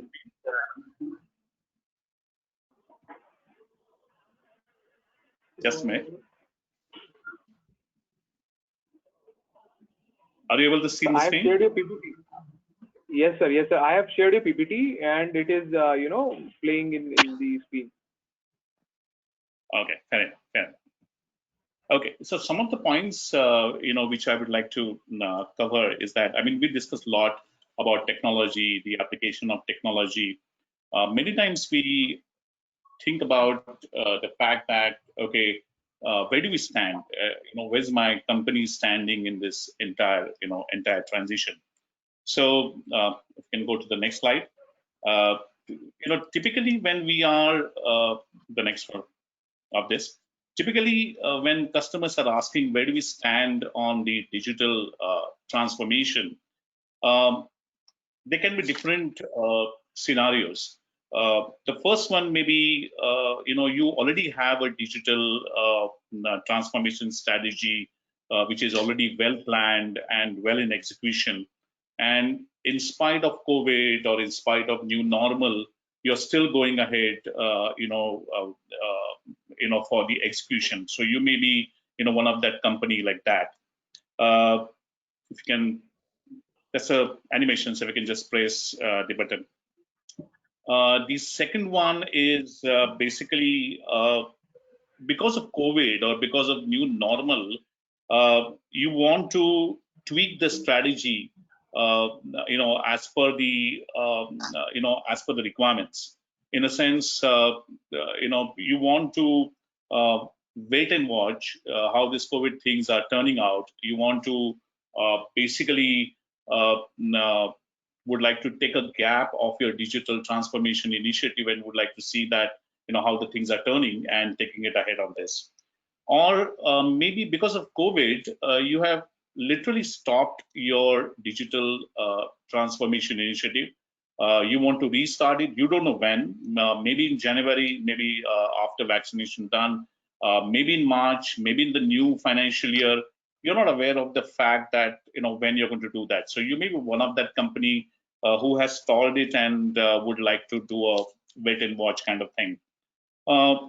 There are companies who are actually in the process of designing phase of the digital transformation, may not be in the execution phase, but in the designing phase.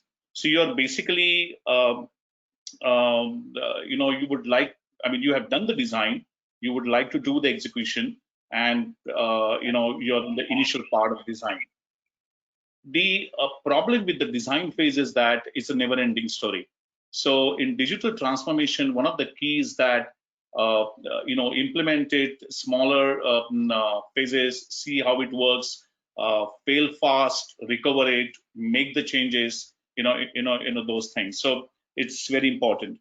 Or you may be in the company who you think have not even thought about digital transformation, and it's not on your table. So either you have a full-scale strategy and you're executing it, or you are tweaking the strategy as per the new normal, depending on how the COVID thing goes. Or maybe you have stopped.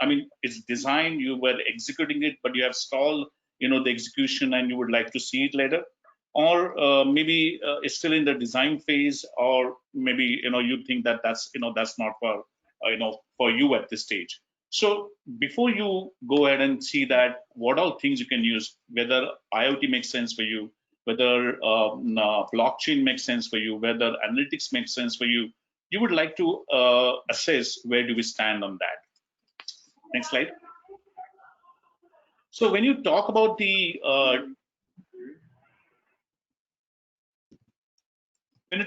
digital transformation, there are many definitions available today in the market. The most important thing is that why you want to do it. And I found this one of the definition very useful. And there are 4 words in that: attract, win, retain, and support. And although the author has written about customers, I think is applicable to the entire stakeholder.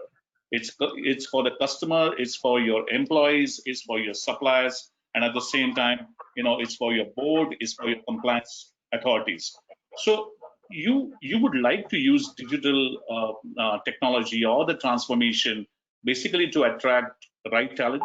If you think from the employee's perspective, you want to attract the right customer. If you want to think from the customer perspective, you want to win them, you want to retain them, because there's a huge cost involved in that. And at the same time, you want to support them, adequately, so that, you can generate additional business on this. Now, to do all this thing, there are underlying technology platforms which have been there. You have applications, you have analytics, you have infrastructure modernization, but more importantly, when to do this. And I think now it's very important that you need to start now. Whether you're in COVID and You may have certain budget constraints, but I think the time has come where it's no longer a luxury, but it's a necessary for the survival. So from the many definitions of the digital transformation and how it is going to help you, I found, this is one of the important definition which I found, quite useful. Next slide. What I would like to cover in next 2 to 3 slides is some of the myths, I heard while working with customers in India and outside India. And one of the common myth is that digital transformation is about the technology and it's IT function. And for many years, it has been proven that it's a myth. Digital transformation is, yes, technology is important. There are important pillars of digital transformation, but it is not about technology. It's about your business, and most importantly, it's about managing the changes in the expectation. Most of the panelists have been talking about, how the industries has been changing, whether it is pharma, whether it is in the appliances, whether it is in the BFSI segment. The expectations are continuously changing. The new millennial you want to attract in your company, they have a very different expectation from you. They want the onboarding process very fast. They want their expense management to be very fast. They want their compensation packages. They want their appraisal system very fast. If you think from a supplier perspective, they want more access to your data. They want real-time information. How their payments are getting processed. Whether it is internal stakeholder or external stakeholder, the expectations are changing day to day. And if you see some of the applications like Uber and Airbnb and Google Maps, they have actually spoiled us. Majority of the employees and the external stakeholder, they would expect that you provide the application of that category. So within 3 clicks, I should be able to do that. And sometimes you get carried, carried to that, and you feel that technology is the only one, which will do that. So it is very important for us to understand what are those expectations from the stakeholders, internal and external, and how I'm going to manage it, through the digital transformation. Second one is that most of the companies think that, oh, it's for the B2C, and I'm in the business to business, and how digital transformation is going to be useful. Yes, I do agree that B2C companies have taken a lead because that was a necessity for them to survive. But if you think from a B2B company standpoint also, there are only 2 ways every company think about it. On the one side, you're thinking about it, how the cost of operation can be reduced. And at the same time, you're thinking about it, how the value to the stakeholder can be increased. And if you look at the digital transformation, you can actually define your objective of digital transformation initiative around these 2. So if you think about the cost of operations, you can actually see that how certain processes can be automated. If my supplier payment process takes something like 12 steps, can I do it in 6 steps? If my expense management system to the employees is something like 5 approvals without compromising anywhere in compliance, can I do it in 2 approvals? So this is where the process automation takes place. And I'm not even thinking about what technology you'll be using, what RPA technology you'll be using. There are n number of technologies available. But it's all about your business, what you have to think about. The second one is about the modernization of the legacy technology. Many companies are thinking of modernizing their applications, not because the new applications are more agile, but also the business necessity. There are cases where, as a part of joint venture, you need to upgrade, your applications, because that's what the parent companies, are looking forward to it. So modernizing the legacy technology is an extremely important thing. On the other side, how we can use digital transformation to improve your value to the stakeholder. So here, most of the panelists talked about how the data can be used or how the artificial intelligence can be used. I strongly believe that in every company, there's a huge amount of intelligence which has been trapped inside the data, within the company, which has to get extracted. And the only way you can extract it is to modernize, modernize your applications, use the technologies like analytics to do this. Because instead of looking for external data, I think there's a huge amount of intelligence which has been trapped within the data which you're producing and how you're going to use this. The second one, I think Hemant talked about, democratization, of the services. I think the data democratization is extremely important. There were days where, as a business manager, I used to talk to IT and say that, okay, these are my requirements. These are the reports I'm looking forward to it. But now, things have changed. I want self-service reporting for me so that I can analyze my own reports. I can slice and dice my own reports. And this is the function which I don't want to outsource it, because I know my business. My colleagues, can contribute huge into this, but I want that easy access to data. So democratization is that without compromising your privacy, without compromising your security, how the data can be made available in an easy format so that the business decision makers, can use that particular data. And that has to be a culture. The data first has to be a culture. Although people have been talking about how intuitive the companies and how the decision making has to go intuitive, but ultimately, it has to be backed up, by data.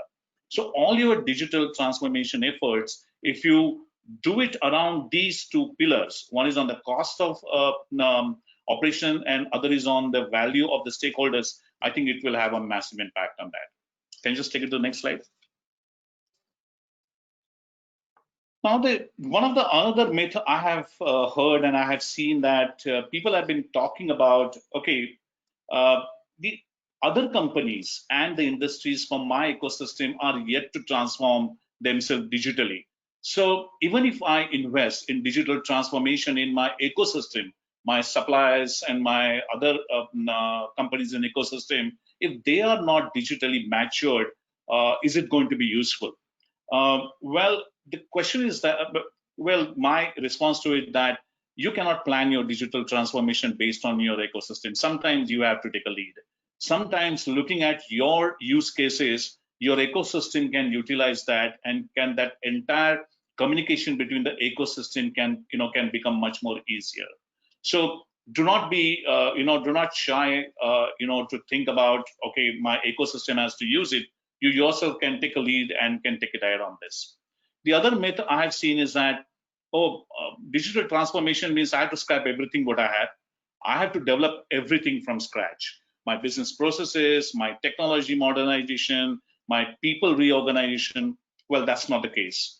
I have seen, and I've been talking to customer many times, and I always say that take a piece of paper and sit down and write down your initiatives which you have taken within your company for last 10 years. And you'll be pleasantly surprised that most of those initiatives, they are actually contributed to your digital transformation. So if you can combine those efforts, what you have taken, and learnings, what you have taken, you are already on the path. You don't have to start from scratch. Maybe, yes, some of the things you have to adjust in terms of the reorganization. You may have to hire somebody from outside, but you have been doing this. It's not that you have to start anything from the scratch. So that myth has to go, that fear has to go from your mind, that I have to scratch and I have to start from everything, and that's a huge investment involved in that. That's not the case. Next slide, please. This is my last slide on the myth. A lot of people think that digital transformation is a project, is an individual project, whether it is technology or or a business. I strongly believe that it's not a project; it's an initiative. Because when you say initiative, then each and every group of your company and each and every employee of a company is touching your digital transformation initiative. So it's not a project. Second thing is that it's always work in progress. No, you can never say that I have digitally transformed my company, because business is going to change, your expectation from your stakeholders are going to change. It has to be work in progress. Yes, maybe you will have benchmarks, you have milestones, you have certain budgets and resource allocation in terms of people and money, but ultimately, it's an ongoing process, and you have to ensure that there is a, you are pushing that initiative step by step, and achieving those results. And finally, one of the funniest myth I've seen, people feel, some of the companies feel that, oh, I'm already late, I have missed that bus anyway.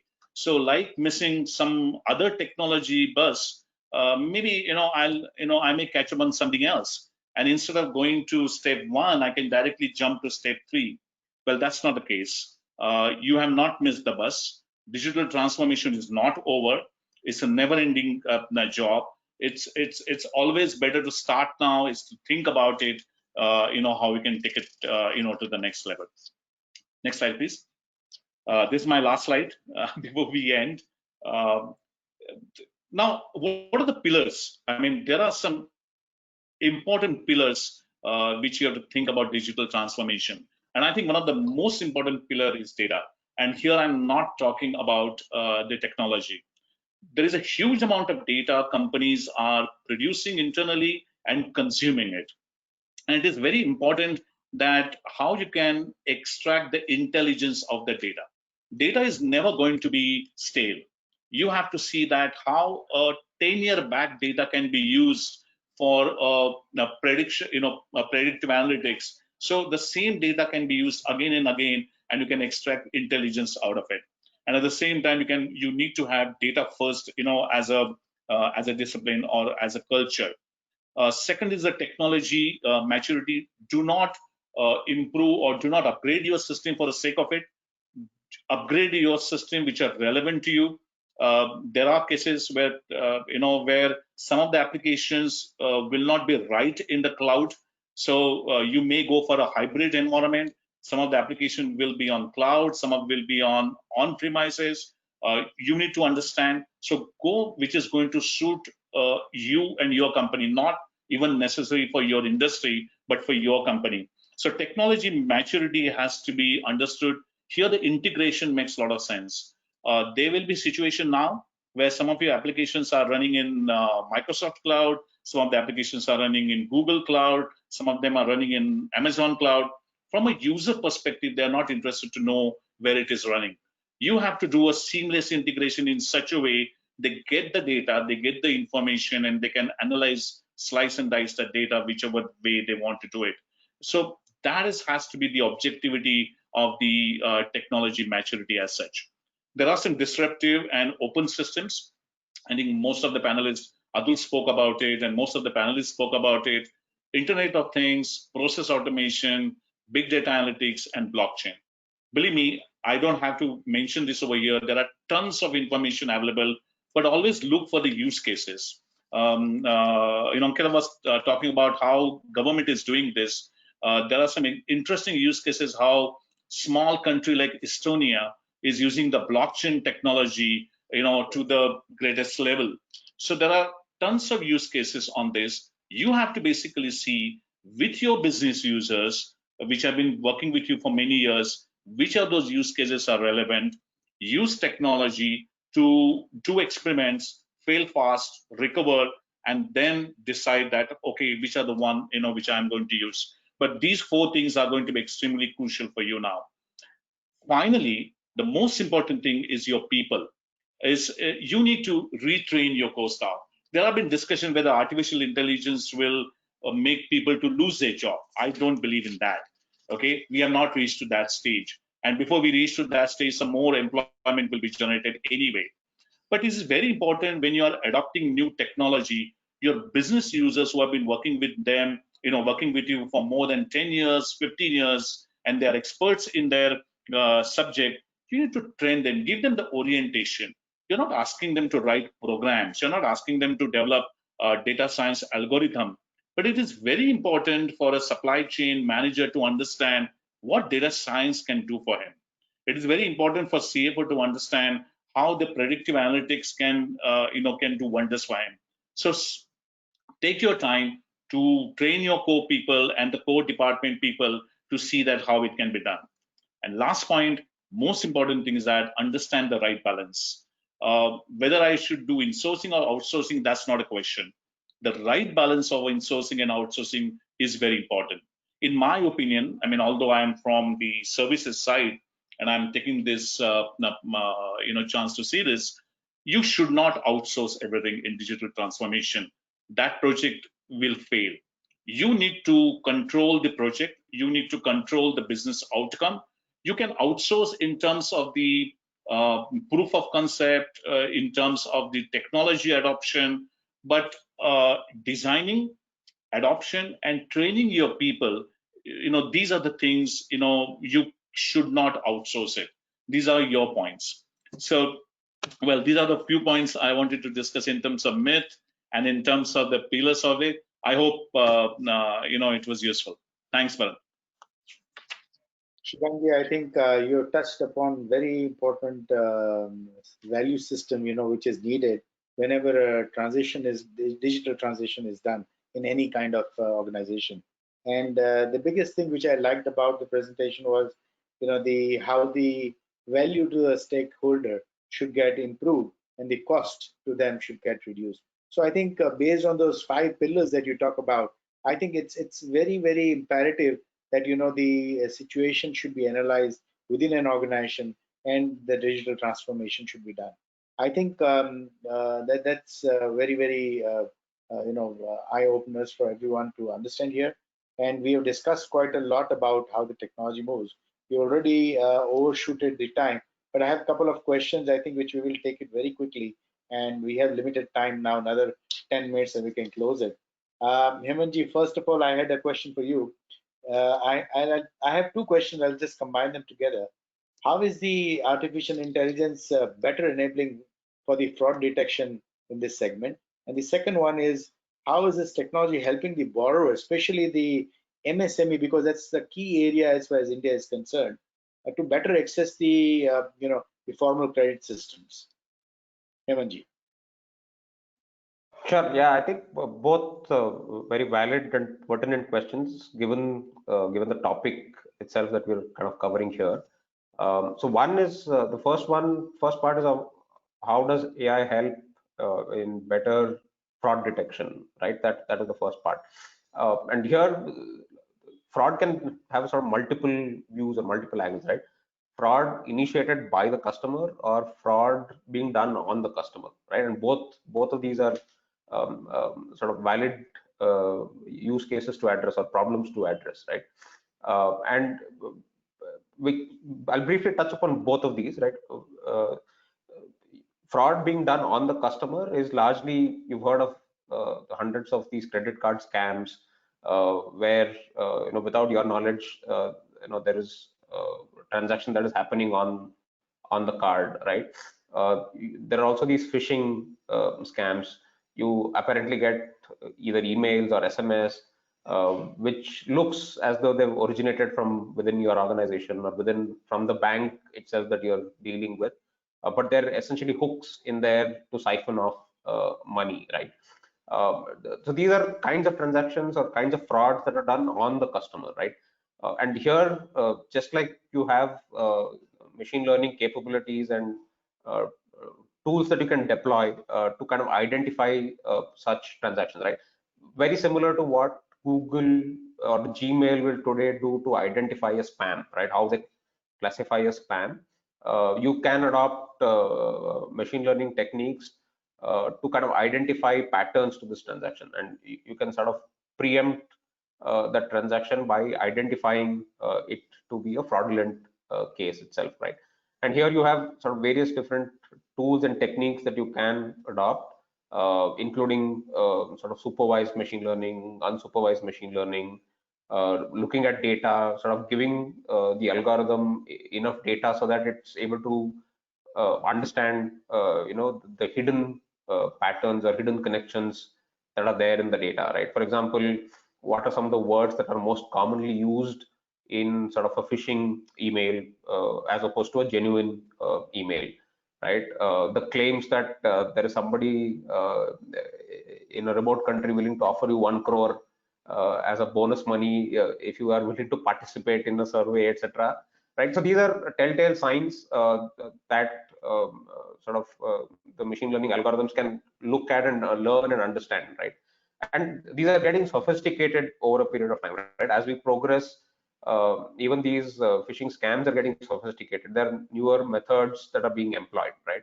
And you have the whole host of these software packages that are available essentially, which sort of are able to look at some of these fingerprints, patterns, and kind of give you that kind of security and that level of comfort, right?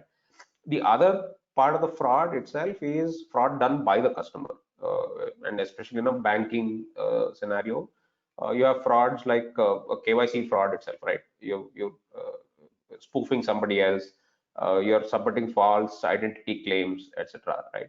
And then you're also using money or loan that is sanctioned for purposes other than what it was intended for, right? So siphoning of funds, using it for personal expenses, all of that, right? So again, there the real challenge is in being able to analyze the hundreds and thousands of different transactions and data points that are getting spewed out, right? And that's where really the power of machine learning comes in handy, right? Otherwise, you would have had individuals kind of looking at some of these transactions and taking one-off calls on whether to allow for this kind of high-value transaction or not. But now this is kind of automated, right?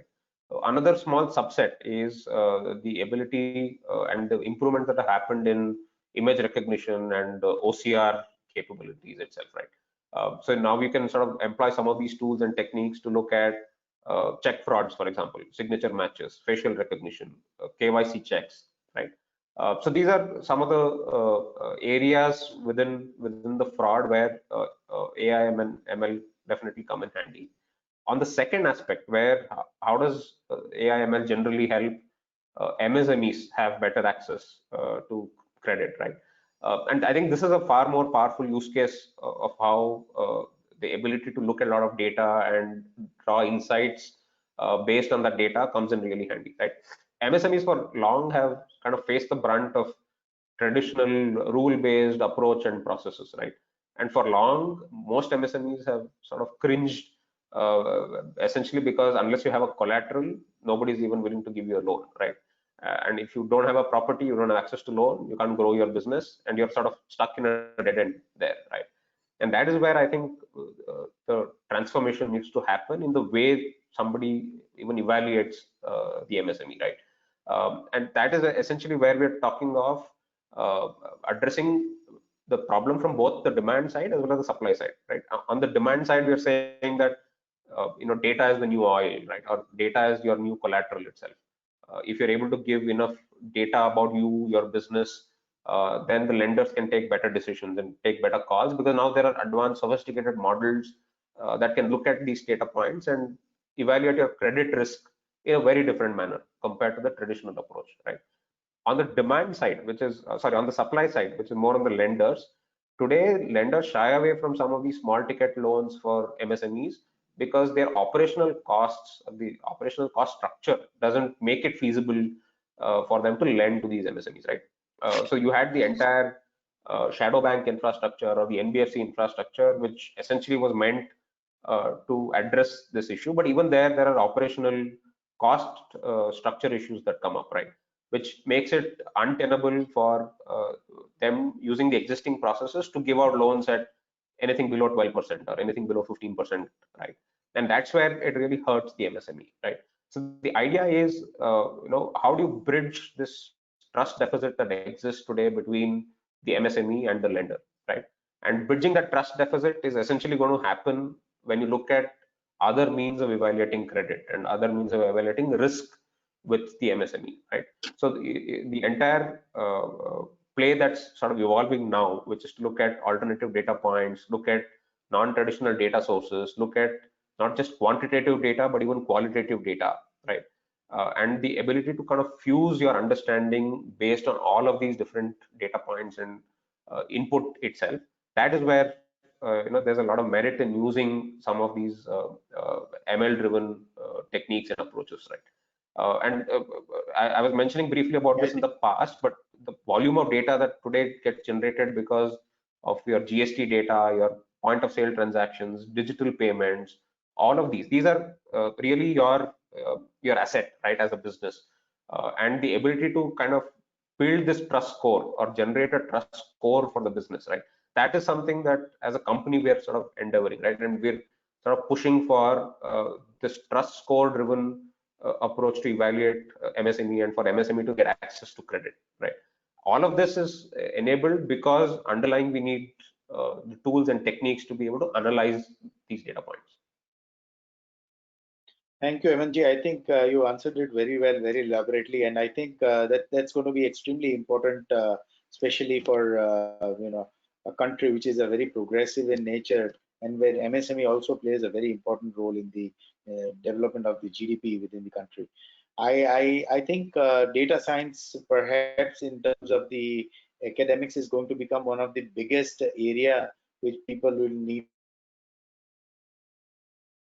I think Atulji, we will, since the time is pretty short, I have one question for you. Like, when we talk about such appliances, which has, all these IoT-based application and, connectivity which is connected, do you see that this could even lead to threats in any form in terms of, like frauds, or in terms of any other threats like consumers face? The threats that we are foreseeing is mainly the one is the safety of the user. We are dealing with electrical appliances. Some of them, they have water, some have got gas.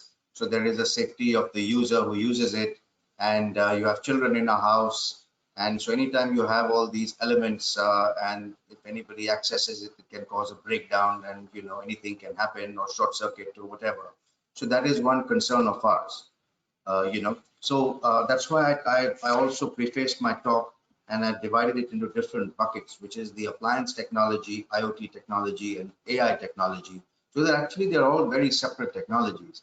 So yes, we are very concerned. At the end of the day, we are developing appliances, and that is to make life easier, and the machine itself need to be very functional and to do the job. So it is an incremental difference when you go from an appliance and make it go IoT, and then again it's incremental that when you go to AI. But the basic function of the machine remains the same. So that is the first threat. The second threat we're talking about is people accessing through the Wi-Fi system, accessing any weaknesses. I mean, there are governments and banks and large institutions that are not secure, and you have, in the US, you hear about the election that can be hacked and be influenced and so on. So these are forces greater than any one company. And we are concerned, of course, that we do not want to be a vehicle for somebody accessing a weakness in our system and accessing somebody's data that spills over and going into what Hemant is talking about, into fraud and so on. So we become part of that whole chain. So yes, it is a very big concern. And frankly speaking, I think it's an industry-wide problem, government problem, and everybody. I think if you're all working in silos, we have individual technology on our own. But unless everybody's working together, we're not going to find a solution. That includes all of us over here. Right.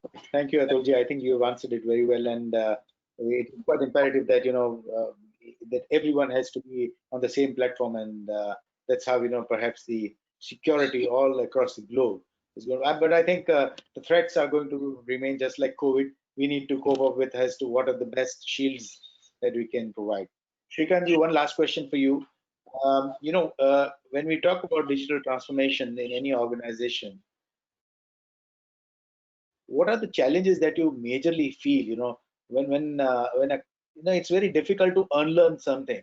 Learning new things is pretty simple, but unlearning certain processes into an organization makes it very challenging, is what I understand. What's your take on it? I think, in my opinion, and whatever experience I have gathered, believe me, you don't have to unlearn anything. You have to just keep on appending what you have done, whatever the new technologies which are coming up, whatever you have learned in your job and whatever you are doing it, you have to keep on matching and finding out the relevance of that. So gentleman who have been a supply chain manager for years, he doesn't have to unlearn anything. He has to basically see that how the analytics can be used effectively. What method I can use so that I can do slice and dice of my data to do this. So what I have seen that thankfully you don't have to unlearn anything. The only thing you have to unlearn, in my opinion, is that the inertia of learning. I think if you have that inertia of learning, because okay, I have spent so many years in the company, I may not have to learn new technologies. I think that has to go. I think if you remove that wall between the technology and the business, I think you will be surprised to see the wonderful results. What companies are doing it. Just to give a quick example, Amazon worldwide appoint a lot of people from Marines and from Army in their companies. Now, this is basically to get a lot of strategies and the the discipline and the other things. So whatever you have learned, you don't have to unlearn anything. You have to just keep on matching and see the relevance where it can be used.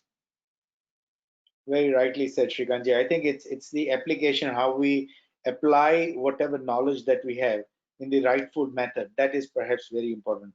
I think with this, I thank all the panelists that have been there today, taking off your time for this e-Conclave 2020. I think all the participants who would have witnessed this, I think they would have gained enough knowledge as far as what is happening in the world, how the technology is actually driving the, whether it's a fintech, whether it's a home appliances, or whether it's an organization. So I think this Techno Intelligence e-Conclave has really put a mark. And I would appreciate that there have been certain questions where people have been saying about the presentations. I think the back office from ASSOCHAM will take care of that and how we can really give this information to the rest of the people.